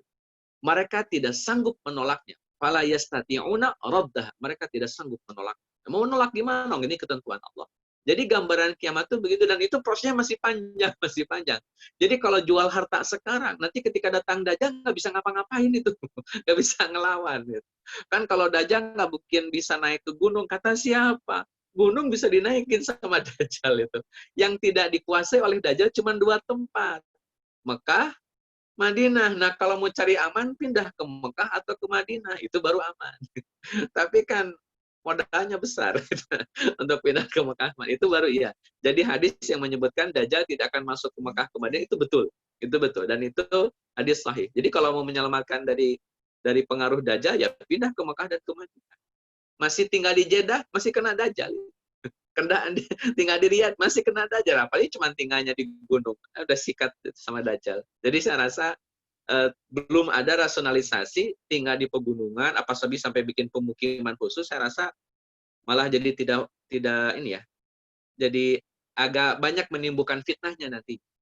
Jadi yang saya khawatirkan malah niat yang baik tadi malah menimbulkan banyak fitnah. Bagi anak pribadi merespon para asatid, mereka niatnya baik, tapi mudah-mudahan niat yang baik tadi bisa ditunjang dengan cara yang baik dan benar. Karena kalau menakut-nakuti sampai melahirkan sifat yang kontraproduktif, saya rasa itu tidak baik bagi wacana keislaman di tengah-tengah masyarakat kita. Dan yang kedua, bagi masyarakat ketika menghadapi atau mensikapi para asatid yang demikian, saran saya, jaga lisan, jaga adab. Jaga lisan, jaga adab. Jika memang tidak sependapat, silahkan tidak usah ikut kajiannya tanpa harus berkata-kata yang tidak baik. Wah, udahlah gitu. Selesai. Atau misalkan hadir tapi mengganggu, itu kan malah jadi repot gitu. Hadir tapi mengganggu, saya rasa jaga lisan, jaga adab. Kenapa? Karena menjaga adab dan menjaga lisan diperintahkan oleh Nabi Shallallahu Alaihi Wasallam secara langsung, mubasyaratan. Ihfad lisanaka, itu jelas, poinnya sangat jelas bahwa jaga lisan, jaga adab. Kalau memang tidak suka, tidak usah kemudian hadir di majelisnya, tidak usah komentar yang tidak baik. Tapi kalau ada kerabat kita yang terjebak dengan itu, kita boleh nasihatin. Teman kita terjebak, boleh nasihatin. Tapi tidak dalam rangka menghakimi atau mempermalukan asatid atau siapapun yang berbicara tentang hal-hal tadi yang mungkin bagi saya itu berlebihan. Bagi saya itu berlebihan. Wallahu a'lam. Allah khairan, Ustaz. Baik, Mas Andrian tadi mau bertanya, silakan. Assalamualaikum Pak Ustadz. Waalaikumsalam warahmatullahi wabarakatuh. Sehat-sehat. Semoga. Alhamdulillah sehat. Alhamdulillah. Itu cukup menarik Pak Ustadz. Saya mohon izin buat berbicara agak di luar skop sedikit gitu. Siap. Saya harap Ustadz sama teman-teman di sini tidak menghakimi ya. Cuman kalau kita lihat cerita Pak Ustadz beberapa minggu sebelumnya tentang Nabi Nuh dan umatnya, itu kan kalau kita mungkin pas satu hidup di zaman itu, fenomena banjir Nabi Nuh itu mungkin itulah kiamat yang menurut kita. Cuman mungkin karena Al-Qur'annya belum ada, belum komplit gitu ya. Nah, jadi mungkin cerita tentang iman hari akhir tuh bukan jadi fokus pada pembicaraan zaman itu gitu. Nah, saya berpikir karena kita karena kita umat Nabi Muhammad gitu ya, itu kiamat, terus masa udah selesai semuanya gitu. Apakah akan ada cerita berikutnya gitu? Ya, itu hanya pikiran Ustadz. Jadi mungkin bukan pertanyaan ya, karena nggak pantas dipertanyakan. Cuman saya meyakini kalau dunia alam semesta ini kan continuous gitu ya. Ya, tapi silahkan dilanjut Pak Ustadz. Maksudnya nggak usah ditanggapin gitu, karena cuman menyampaikan unek-unek aja gitu. Terima kasih Pak Ustadz. Assalamualaikum warahmatullahi wabarakatuh. Ya, terima kasih juga Pak. Jadi tapi tidak apa-apa, perlu memang saya sampaikan juga. Pertama, keyakinan tentang hari kiamat, berakhirnya dunia ini, kan tadi memang betul, semesta alam itu memang continuous ya, tetapi kontinuitas yang ada batasnya begitu. Kenapa ada batasnya? Karena hanya Allah yang tidak punya batasan. Jadi, dan Allah tidak mungkin sama dengan makhluknya. Kalau Allah tidak terbatas dan makhluk juga tidak terbatas, maka ada dua ketidakterbatasan. Dan kalau ada dua ketidakterbatasan berarti Allah punya tandingan, Allah punya saingan. Dan kalau Allah punya tandingan, Allah punya saingan, berarti musyriklah namanya kan. Maka selain Allah Azza wa Jalla, mau tidak mau kita akan hukumi sebagai makhluk. Dan karena itu bukan Allah, karena mereka adalah makhluk ya, dalam kurung bukan Allah, bukan pencipta, berarti mereka akan binasa, akan hancur. Itu ketentuannya. Jadi sekalipun semesta alam ini dengan segala kerumitannya dan segala ketidaktahuan kita tentang semesta alam ini, yang jelas semesta alam sehebat apapun, sedahsyat apapun, dia akan hancur. Suatu saat akan hancur. Nah, bicara kehancurannya kapan, bicara kehancurannya waktunya kapan, itu menjadi urusan Allah Azza wa Jalla. Tapi tanda-tandanya itu memang sudah disebutkan oleh Nabi Shallallahu Alaihi Wasallam. Dan satu poin yang perlu saya tegaskan juga bahwa tema hari kiamat ini bukan tema Nabi Muhammad saja. Jadi tema tentang adanya hari kiamat akan adanya ending seluruh alam yang Allah ciptakan ini, itu bukan hanya informasi atau bahan atau konten yang disampaikan oleh Nabi Muhammad saja. Seluruh Nabi membawa poin itu. Seluruh Nabi, saya tegaskan, termasuk di zaman Nabi Nuh alaihi salam. Nabi Nuh alaihi salam pun menyampaikan tentang keimanan kepada Allah dan keimanan kepada hari akhir, itu sudah dijelaskan. Karena mengimani hari akhir itu menjadi pelajaran sekaligus pengajaran sekaligus keyakinan yang memang telah Allah tetapkan bagi para nabi. Itu sudah ada. Jadi bicara keyakinan hari akhir dari mulai zaman Nabi Adam, Nabi Nuh, Nabi Ibrahim, Nabi Ismail, Ishak, Yakub, Yusuf, sampai Isa, sampai Muhammad SAW itu membawa konten itu. Konten tentang hari kiamat akan terjadi, hari akhir akan terjadi. Nah, bicara rasionalitasnya, karena Allah Azza wa Jalla tidak terbatas. Maka selain Allah, mau tidak mau harus dipahami terbatas. Akan ada batasnya. Kalau dalam bahasa Al-Quran, kullu nafsin za'iqatul maut. Atau setiap sesuatu itu ala ila ajalim musamma. Akan ada ajalnya yang sudah ditentukan. Jadi pokoknya selain Allah punya ajal, punya batasan. Semesta alam selain Allah. Berarti semesta alam punya batasan. Yang namanya punya batasan pasti akan hancur, akan lebur, akan hilang. Nah, pasca itu, pasca hancur, Allah ciptakan, apakah akan ada the next episode, next episode manusia yang lain, mungkin dengan nabi yang lain, dengan kitab suci yang lain, dengan ajaran yang lain, yang jelas tetap komitmennya adalah tauhid kepada Allah Azza wa Jalla dan kepada hari akhir misalkan. Apakah the next periode itu akan muncul kehidupan yang tadi disebutkan sekilas? Ya, kalau itu bisa saja terjadi. Bisa saja terjadi. Itu nanti kembali kepada otoritas Allah Azza wa Jalla. Manusia sudah masuk ke surga. Sudah masuk ke surga, kemudian misalkan Allah menghendaki, bikin lagi dunia yang baru, yang surga pindahin ke dunia lagi, sah-sah saja bagi Allah. Artinya sah-sah saja bagi Allah itu kembali kepada hak prerogatif Allah Azza wa Jalla. Hak prerogatif Allah Azza wa Jalla. Tapi pastinya apakah akan seperti itu, wallahu a'lam. Kenapa kok jawabannya wallahu a'lam? Tidak ada data yang menyebutkan demikian. Apa yang akan terjadi setelah kita masuk surga? Apa yang akan terjadi kalau orang sudah masuk neraka? Apa setelah itu? Masa nikmat terus tuh di surga? Nggak ada batasnya lagi, nggak ada endingnya lagi. Kayaknya jadi jadi boring ya. Jadi boring di surga itu kalau kemudian tidak tidak ada kehidupan lagi, yaitu kembali kepada otoritas Allah. Terus kenapa kalau kemudian itu menjadi otoritas Allah? Ya kalau Allah mau, monggo. Kalau Allah tidak mau, ya silahkan. Dipastikan tidak akan ada kehidupan lagi. Wallahu alam. Kenapa jawabannya wallahu alam? Saya tegaskan kembali. Karena tidak ada teks di Quran yang menyebutkan demikian. Tidak ada teks di hadis yang menyebutkan demikian. Untuk perkara gaib, tidak bisa main tebak-tebakan. Perkara gaib tidak bisa hanya sekedar mengandalkan teori analisa akal semata. Perkara gaib butuh data. Quran dan hadis. Kenapa? Perkara yang sifatnya metafisik tidak bisa dijangkau oleh akal, maka kita akan mencukupkan dengan informasi yang diberikan oleh Allah dan Rasul. Kenapa? Akal kita susah untuk menjangkaunya. Bicaranya kemungkinan sangat mungkin, tetapi akal kita tidak bisa memastikan. Karena kita punya keterbatasan. Karena akal kita punya keterbatasan, kita cukupkan dengan apa yang telah dicukupkan oleh Quran dan Sunnah. Karena begitu, Pak. Wallahu a'lam. Terima kasih banyak, Pak Ustadz. Sama-sama. Baik, ada rekan-rekan, silakan yang ingin bertanya. Saya Riz. Ya, Apa? monggo. Baik. Ya Ustadz. Jadi sederhana aja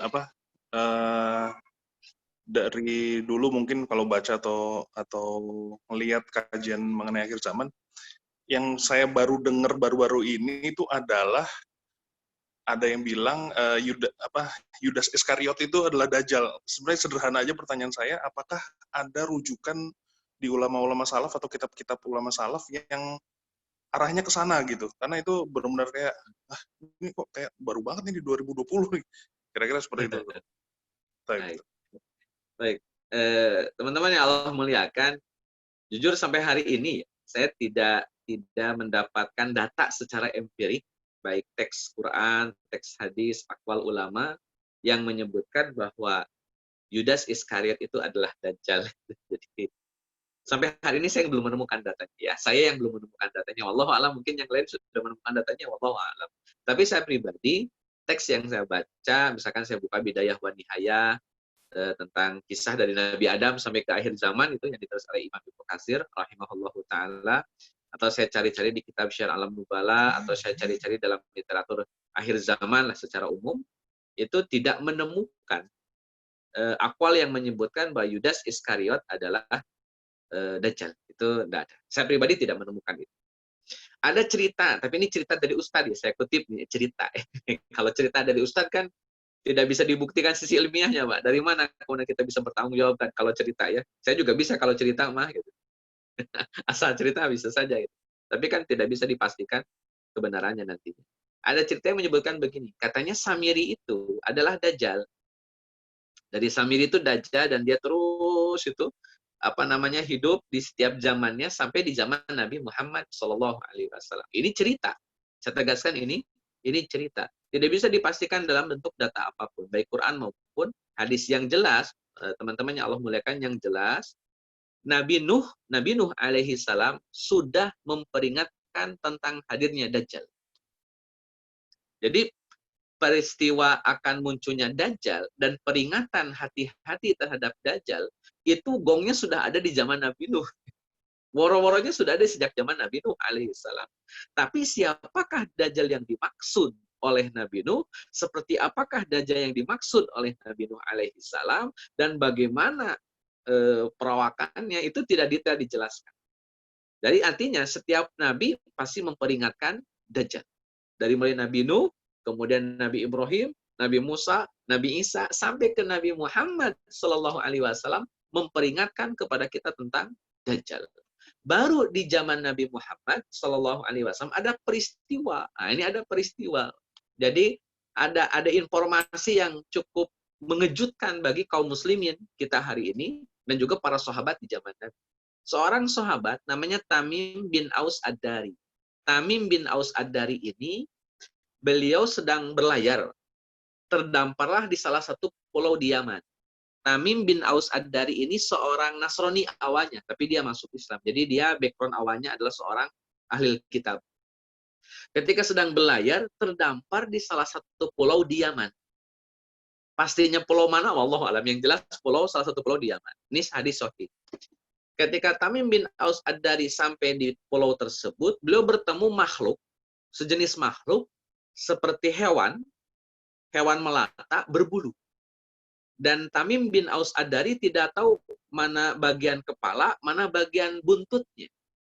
Jadi hewan ini berbulu, sekujur badannya dipenuhi bulu dan melata, tidak diketahui bagian depan belakang itu yang mana, karena nggak ketahuan yang mana. Itu kata Tamim bin Aus Ad-Dari. Kemudian beliau terperosok di salah satu pulau itu, terperosok, masuklah ke dalam gua. Di dalam gua tersebut, Tamim bin Aus Ad-Dari bertemu dengan sesosok manusia, tangannya dirantai, kakinya pun dirantai.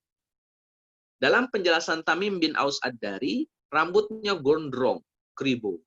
Kemudian kulitnya, karena di dalam gua ya yang terlihat oleh Tamim bin Aus Ad-Dari itu merah kemerah-merahan, hitam kemerah-merahan. Tapi lebih dominan kemerah-merahan. Kemudian tinggi besar. Makhluk ini tinggi besar. Maka dialog terjadi antara orang itu dengan Tamim bin Aus Ad-Dari. Dalam dialognya, kata orang yang di kerangkeng ini, kata beliau, apakah kebun kurma di Madinah semakin berkurang? Itu zaman Nabi ya. Apakah kebun kurma semakin berkurang? Dijawab, ya. Apakah sungai Yufrat ya, sungai Furat kalau dalam bahasa ininya, sungai Furat semakin surut? Jawabannya, ya. Apakah gunung emas semakin terlihat? Jawabannya, ya. Maka kata orang ini, sebentar lagi saya akan dibebaskan. Selesai pertemuan itu, Tamim bin Aus Ad-Dari pulang ke kota Madinah, menyampaikan pengalamannya kepada Nabi Shallallahu Alaihi Wasallam. Setelah disampaikan panjang lebar oleh orang ini, oleh sahabat ini, Tamim bin Aus Ad-Dari kepada Nabi, maka jawaban Nabi, itulah Dajjal. Jadi Dajjal ada, tapi di kerangkeng.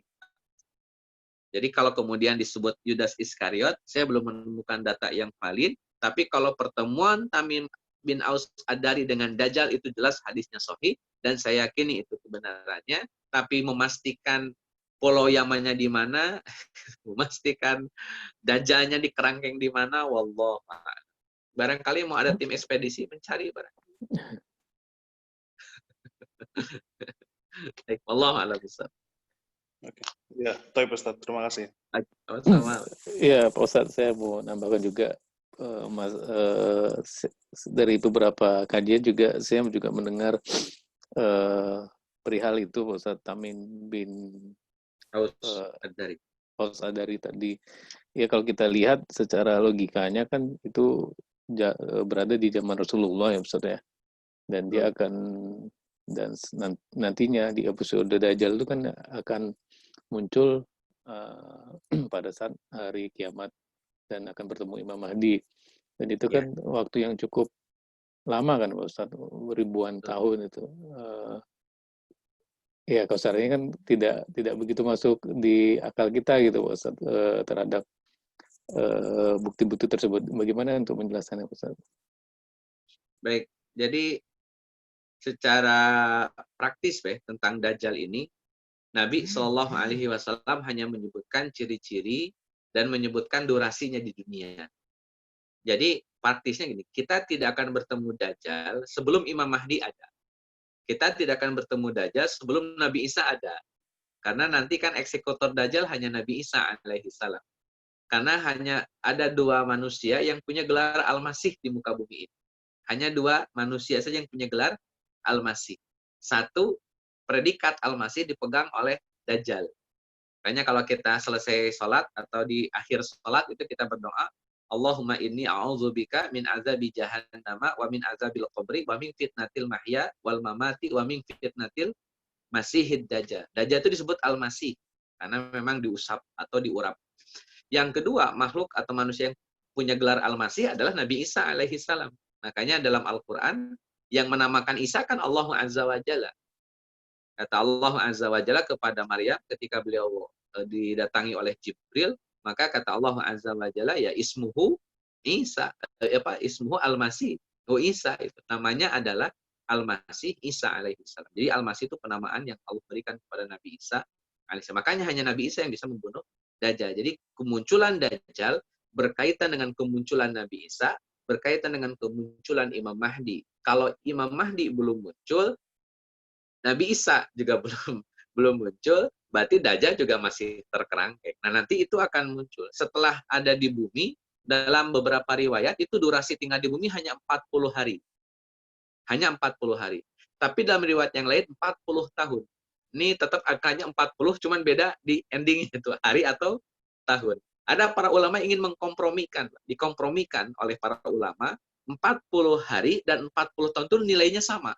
Bagaimana ngitung samanya? Karena satu hari, ketika ngitung 40 hari, satu hari itu lamanya sama seperti 1 tahun.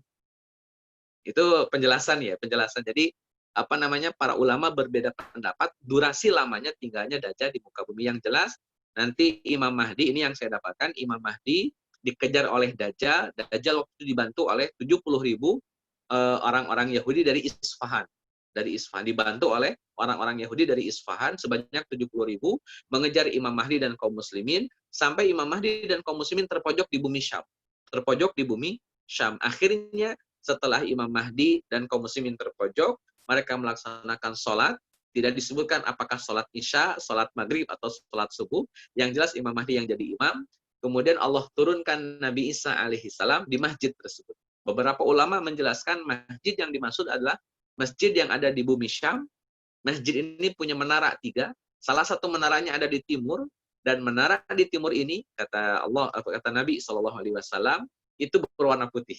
Jadi menara warna putih paling timur. Ya wallahu a'lam kan masjid mananya. Walaupun ada beberapa ulama yang menyebutkan itu Masjid Al-Umawi, tapi saya menahan diri untuk menyebutkan, untuk meyakini Masjid Al-Umawi. Yang jelas itu menjadi otoritas Allah. Mau ya masjid yang mana, wallahu a'lam. Yang jelas masjidnya punya 3 menara, salah satu menaranya di timur dan berwarna putih. Di menara inilah Nabi Isa alaihissalam turun, pas di bawahnya kaum muslimin sedang melaksanakan ibadah sholat bersama Imam Mahdi. Ketika Nabi Isa turun, maka Imam Mahdi meminta Nabi Isa jadi imam, tetapi Nabi Isa tidak mau, karena kata Nabi Isa, saya turun ke muka bumi untuk mengikuti syariat Nabi Muhammad SAW, bukan untuk menjadi rujukan umat Nabi Muhammad. Jadi beliau yang akan mengikuti syariatnya Nabi Muhammad SAW. Selesai sholat, maka tugas Nabi Isa ditunaikan, yakni membunuh Dajjal. Ketika dalam hadis disebutkan, ketika Nabi Isa ketemu dengan Dajjal, Dajjal ini meleleh. Tidak usah dibayangkan bagaimana melelehnya, yang jelas bahasa hadisnya itu meleleh. Sampai Dajjal itu kabur, lari, dan setiap Dajjal lari, di situ sudah ada Nabi Isa. Dajjal lari lagi, di situ sudah Nabi Isa. Kayak teleportasi, saking cepatnya. Kemanapun Nabi Isa, Dajjal lari, di situ sudah ada Nabi Isa. Sampai salah satu pintu di timur atau di baratnya Palestina, Syam sekarang, namanya pintu Lud. Di pintu inilah Dajjal dibunuh oleh Nabi Isa alaihissalam.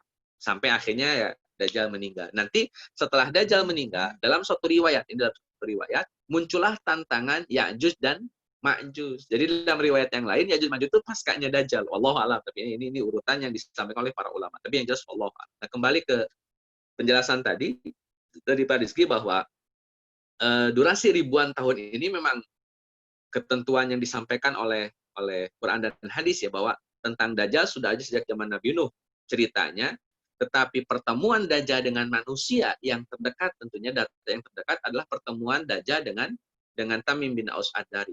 Kalau misalkan zaman Nabi Nuh itu sudah ada Dajjal, berarti usianya kan puluhan ribu tahun gitu. Atau juga ada pemahaman ulama seperti ini. Informasi tentang Dajjalnya sudah ada, walaupun Dajjalnya belum ada sejak zaman Nabi Nuh. Itu penjelasan kedua. Jadi informasi tentang Dajjal sudah ada, walaupun orangnya belum ada. Sampailah nanti orangnya Allah ciptakan, karena Dajjal ini kan salah satu keturunan dari Nabi Adam juga ya, sebagai salah satu keturunan dari Nabi Nuh juga sebagai turunan manusia. Allah lahirkan Allah munculkan Dajjal di zaman tertentu yang hanya Allah saja yang tahu, bisa jadi sebelum Nabi Muhammad atau pas Nabi Muhammad, wallahu a'lam. Yang jelas Dajjal ini dimunculkan dan dipertemukan oleh Allah dengan Tamim bin Aus Ad-Dari. Wallahu a'lam. Nah, setelah itu ya tinggal ditunggu sampai sekarang bahwa Dajjal oleh Allah Azza wa Jalla dari sejak zaman Nabi Muhammad SAW, taruhlah kalau misalkan munculnya di zaman Nabi Muhammad, sampai sekarang berarti sekitar 1400-an usianya, dan Allah Azza wa Jalla berhak untuk menunda penuaan seorang Dajjal. Kenapa kok Allah punya hak untuk menunda penuaan seorang Dajjal? Allah pun punya otoritas. Dalam riwayat yang lain, mungkin teman-teman bisa cross-check juga, tentang Ashabul Kahfi. Toh Ashabul Kahfi pun Allah tahan penuaannya. Nabi Isa alaihi salam diangkat oleh Allah di usia 37 tahun. Turun ke bumi, usianya masih 37 tahun. Padahal kalau dihitung, Nabi Isa itu hidup 500 tahun atau 600 tahun sebelum Nabi Muhammad. Nabi Isa hidup 600-an tahun. Karena kan Nabi Muhammad lahir 571 Masehi. Taruhlah 600-an tahun. Nabi Isa hidup sebelum Nabi Muhammad Shallallahu Alaihi Wasallam. Dihitung sampai sekarang, harusnya kan ribuan tahun usianya Nabi Isa. Tetapi dalam riwayat yang sahih, Nabi Isa naik ke langit usia 37, turun ke bumi usianya 37. Dalam riwayat yang lain, naik usianya 33, turun pun 33. Wallahu a'lam usia benar yang mana, yang jelas usianya masih sangat muda. Kok bisa masih muda? Karena Allah tahan penuaannya.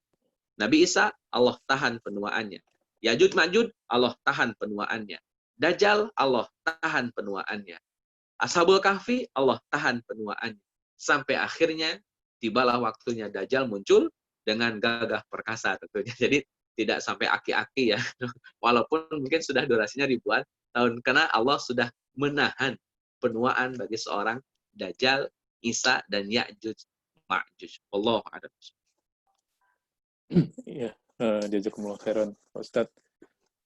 Ada lagi dari rekan-rekan yang bertanya? Silakan.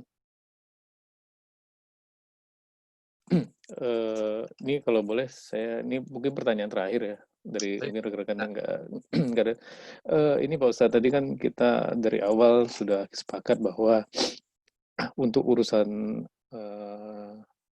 hari kiamat hanya Allah yang tahu, dan ada di hadis bahwa salah satu informasi yang kita sepakat adalah yaitu hanya mengenai hari Jumat. Kiamat itu ya terjadi, dan ada dua informasi bahwa ada 10 dan 6 tanda-tanda akan adanya hari kiamat.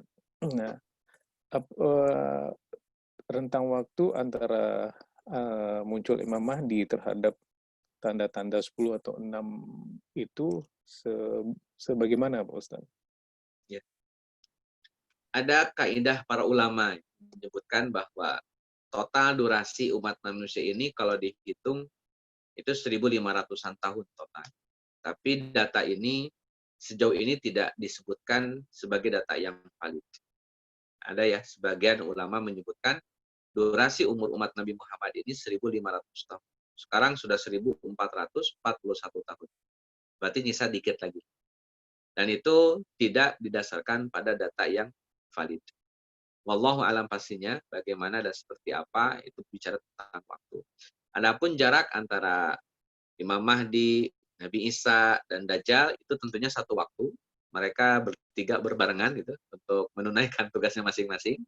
Kemudian setelah itu dari peristiwa Imam Mahdi dengan Dajjal dengan Nabi Isa sampai ke Ya'juj dan Ma'juj, dalam literatur memang seperti tidak ada jeda. Karena saat itu Ya'juj dan Ma'juj menyerang Nabi Isa, juga menyerang Imam Mahdi. Wallahu alam penjelasan detailnya, tetapi disebutkan dalam satu riwayat bahwa Ya'juj Ma'juj pun ketika menyerang turun dari bukit-bukit, kan ribuan orang, bisa jadi banyak sekali, bisa ratusan ribu orang turun dari bukit-bukit, itu setiap yang dilewati oleh Ya'juj dan Ma'juj pasti rusak. Nah, itu ketika itu juga masih ada Imam Mahdi, masih ada juga Nabi Isa alaihissalam. Tetapi tidak bisa melakukan apa-apa karena memang tidak diizinkan oleh Allah Azza wa Jalla untuk melakukan sesuatu. Sampai akhirnya Ya'juj dan Ma'juj membuat kerusakan. Setelah membuat kerusakan di muka bumi ini, Ya'juj dan Ma'juj akhirnya oleh Allah Azza wa Jalla diwafatkan, dimatikan. Bagaimana cara mematikan Ya'juj dan Ma'juj? Disebutkan dalam hadis, kata Nabi Shallallahu Alaihi Wasallam, Allah menciptakan belatung atau sejenis makhluk dalam yang keluar dari tengkuk orang-orang Ya'juj dan Ma'juj. Belatung ini keluar dari tengkuknya orang-orang Ya'juj dan Ma'juj. Kemudian belatung ini memakan daging dan memakan kulit Ya'juj dan Ma'juj. Setelah mereka dimakan oleh belatung, masih banyak daging yang berserakan tentunya, maka Allah utus burung pemakan bangkai. Setelah burung pemakan bangkai datang, sudah dimakanlah itu Ya'juj dan Ma'juj, maka Allah turunkan hujan dalam waktu beberapa hari. Sampai akhirnya bumi itu setelah turun hujan beberapa hari itu, hujan penuh dengan keberkahan, bumi itu betul-betul gemah ripah loh jinawi. Betul-betul damai, betul-betul aman, betul-betul tidak ada masalah saat itu. Sampai akhirnya pasca itu yang namanya orang diberikan kenikmatan oleh Allah Azza wa Jalla dengan banyaknya kenikmatan tadi. Setelah hancurnya Ya'juj Ma'juj, hancurnya Dajjal, kenikmatan sudah cukup banyak. Biasanya kan ya kufur nikmat itu menjadi opsi ya ketika orang sudah banyak mendapatkan nikmat. Apalagi teman-teman yang Allah muliakan, Dajjal memang sudah mati, Ya'juj Ma'juj memang sudah mati, tapi kan iblis masih ada. Tidak ada satupun riwayat yang menyebutkan bahwa gara-gara Dajjal mati, iblis ikutan mati, itu enggak ada. Jadi iblis tetap hidup. Jadi ketika manusia diberikan kenikmatan, betul-betul nikmat, karena sudah tidak ada lagi masalah, iman sudah sampai pada puncaknya, nikmatan didatangkan oleh Allah Azza wa Jalla dari bumi manapun, dari celah manapun, nikmat luar biasa saat itu, maka iblis tetap menggoda, dan melalui godaan nikmat jauh lebih cepat akhirnya. Maka banyaklah orang-orang yang kufur, orang-orang yang maksiat kembali, mengulanglah kembali dosa-dosa manusia. Sampai akhirnya angin dari Yaman datang, kemudian membuat manusia ini meninggal yang beriman, dan tersisalah orang-orang kafir untuk mengalami hari kiamat. Itu penjelasan di antara sekian riwayat yang disampaikan oleh para ulama. Berapa lama dari Imam Mahdi sampai ke hancurnya Ya'juj dan Ma'juj, sampai ke datangnya gemah ripah loh jinawi tadi, sampai ke datangnya angin dari Yaman, sampai ke kiamat yang hakikinya terjadi, penjelasan para ulama, wallahu a'lam. Tidak ada penjelasan detail. Apakah 1.500 tahun? Yang hitungannya sudah dimulai sejak zaman Nabi Hijrah? Wallahu a'lam bishawab. Semuanya menjadi informasi yang hanya Allah saja yang tahu. Maka, sebagaimana tadi saya sampaikan di awal, kita akan fokus kepada apa yang menjadi bekal kita untuk kehidupan akhirat nanti. Karena saya rasa memastikan bekal yang akan kita bawa itu jauh lebih produktif, itu jauh lebih rasional, dan itu jauh lebih maslahat bagi kita di dunia maupun di akhirat. Jadi fokusnya pada bekal, bukan pada kronologis kiamat. Dan mudah-mudahan, sebagaimana Allah tegaskan dan Nabi tegaskan, kita sebagai kaum muslimin tidak akan pernah mengalami kiamat. Karena itu hanya untuk mereka yang kafir. Allah a'lam. Baik Pak Ustadz, jazakumullah khairan. Sangat jelas penjelasan dari Pak Ustadz. Bagi rekan-rekan semua, kelihatannya tadi pertanyaan terakhir ya, belum tidak ada pertanyaan lagi ya. Sekali lagi kami mengucapkan jazakumullah khairan Pak Ustadz, barakallahu fikum atas segala materi dan ilmu yang telah disampaikan ke kami. Tadi yang terkait di awal memang beberapa materi yang dari Pak Ustadz masih ada beberapa yang belum kita selesaikan ya Pak Ustadz ya. Nah, nanti kami akan diskusi dulu dengan Mas Rizky seperti apa skemanya, nanti akan kita atur bagaimana agar keinginannya semua materinya dapat terselesaikan ya Pak Ustadz ya. Jadi banyak sekali dari pertemuan pertama, 2, 3, dan 4 materinya masih ada beberapa yang harus diperjelas lagi nih sama Pak Ustadz. Hanya kalau dengan membaca saja kelihatannya tidak selengkap jika tidak dijelaskan oleh Pak Ustadz sendiri. Terima kasih sekali lagi Pak Ustadz, jazakumullah khairan, dan terima kasih kepada rekan-rekan yang alhamdulillah pada saat ini masih ikut dalam kajian ini. Kita tutup pertemuan ini dengan doa kafaratul masjid. Subhanallah. Pak Rizky boleh sedikit? Iya. Nah, baik. Pak Rizky yang mana ya Pak Ustadz? Pak Rizky yang mana? Ini kedua-duanya Rizky. Silakan Pak Rizky Babe nih yang lebih ini. Ya paling ini masukan saja barangkali, tapi ini nanti kembali kepada ini ya, tim yang ada ya. Misalkan ada satu tema yang bisa mencakup banyak hal sebetulnya. Misalkan pembahasan sirah itu sebetulnya lebih mencakup lebih luas. Ana bikin materi tentang sejarah kemusyrikan di dunia. Jadi dari mulai zaman Nabi Adam tidak ada kemusyrikan kan itu, sampai Nabi Nuh muncul kemusyrikan. Itu pasca Nabi Nuh kapan lagi muncul kemusyrikan, kemudian kapan lagi muncul kemusyrikan, itu saya lagi bikin materinya. Dan itu nanti menyinggung pembahasan akidah nanti. Jadi masuk poin akidah di dalam. Itu sampai ke kisah Bani Israel, kemusyrikan Bani Israel, yang disebut dengan 2 kerusakan yang dilakukan oleh Bani Israel itu apa saja. Itu diantara yang membuat rusaknya agama Islam di Bani Israel. Jadi Bani Israel kan juga beragama Islam, itu satu poin, nanti detailnya kapan-kapan saya jelaskan. Yang jelas Bani Israel adalah Islam, tapi kemudian mereka membuat penyimpangan atau distorsi. Dan 2 kali mereka bikin distorsi. Nah, kapan yang 2 kali itu? Terus nanti nyambung ke Palestina, sampailah nyambung ke Nabi Muhammad Sallallahu Alaihi Wasallam. Jadi rantaian cukup panjang sirah itu. Jadi kalau kemarin kan baru prolog ya tentang Nabi Adam dan juga Nabi Nuh alaihissalam. Sebenarnya masih panjang. Sampai endingnya adalah agama yang dibawa oleh Nabi Muhammad adalah agama seluruh nabi. Ajaran tauhidnya adalah ajaran tauhid seluruh nabi. Itu poin yang nanti ingin dibahas dalam Sirah Nabawiyah. Tapi ini sebatas usulan. Nanti kembali kepada tim teman-teman yang nanti mau ngambil yang sisi fikihnya kah, akidah ansihnya kah, atau sirahnya kah, atau akhir zamannya kah. Itu monggo saya serahkan seperti itu. Usulan. Setuju Pak Ustadz. Kembali kepada Setuju. Oh, baik Pak Ustadz. Gimana, B? Nanti kalau ini saya bikinkan silabus biar lebih utuh, Pak. Jadi biar bikin silabus utuh, jadi satu tapi fokus. Setuju Pak Ustadz. Setuju Ki. Siap. Ya, monggo-monggo aja orang ya kami juga nggak ada apa namanya acuan kurikulum atau silabus tertentu. Kalau Ustadz udah ada kerangkanya mungkin lebih baik ya, kira-kira gitu. Boleh, nanti saya share dulu. Silakan jadi bahan diskusi lah. Ya, baik Pak Ustadz Daniel. Nanti Aja, materi mungkin bisa di-share ke Mas Rizky, nanti kita akan share ke grup, ke teman-teman bagaimana nanti kita mensiasatinya, yang mana kita dahulukan, yang sistematiknya seperti apa nanti akan kita informasikan. Sekali lagi terima kasih Pak Ustadz Daniel atas waktu dan kesempatannya, dan rekan-rekan sekalian. Kajian ini kita tutup dengan doa kafaratul masjid. Subhanallah wa bihamdi, astagfirullah.